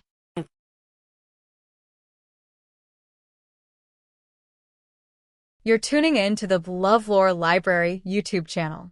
We're so grateful for your support, and don't forget to subscribe to join us on this incredible journey through captivating stories. Your generosity through donations truly makes a world of difference, as it's the primary source of revenue that allows me to expand and enhance this channel for you. Thank you from the bottom of my heart for being a part of this adventure.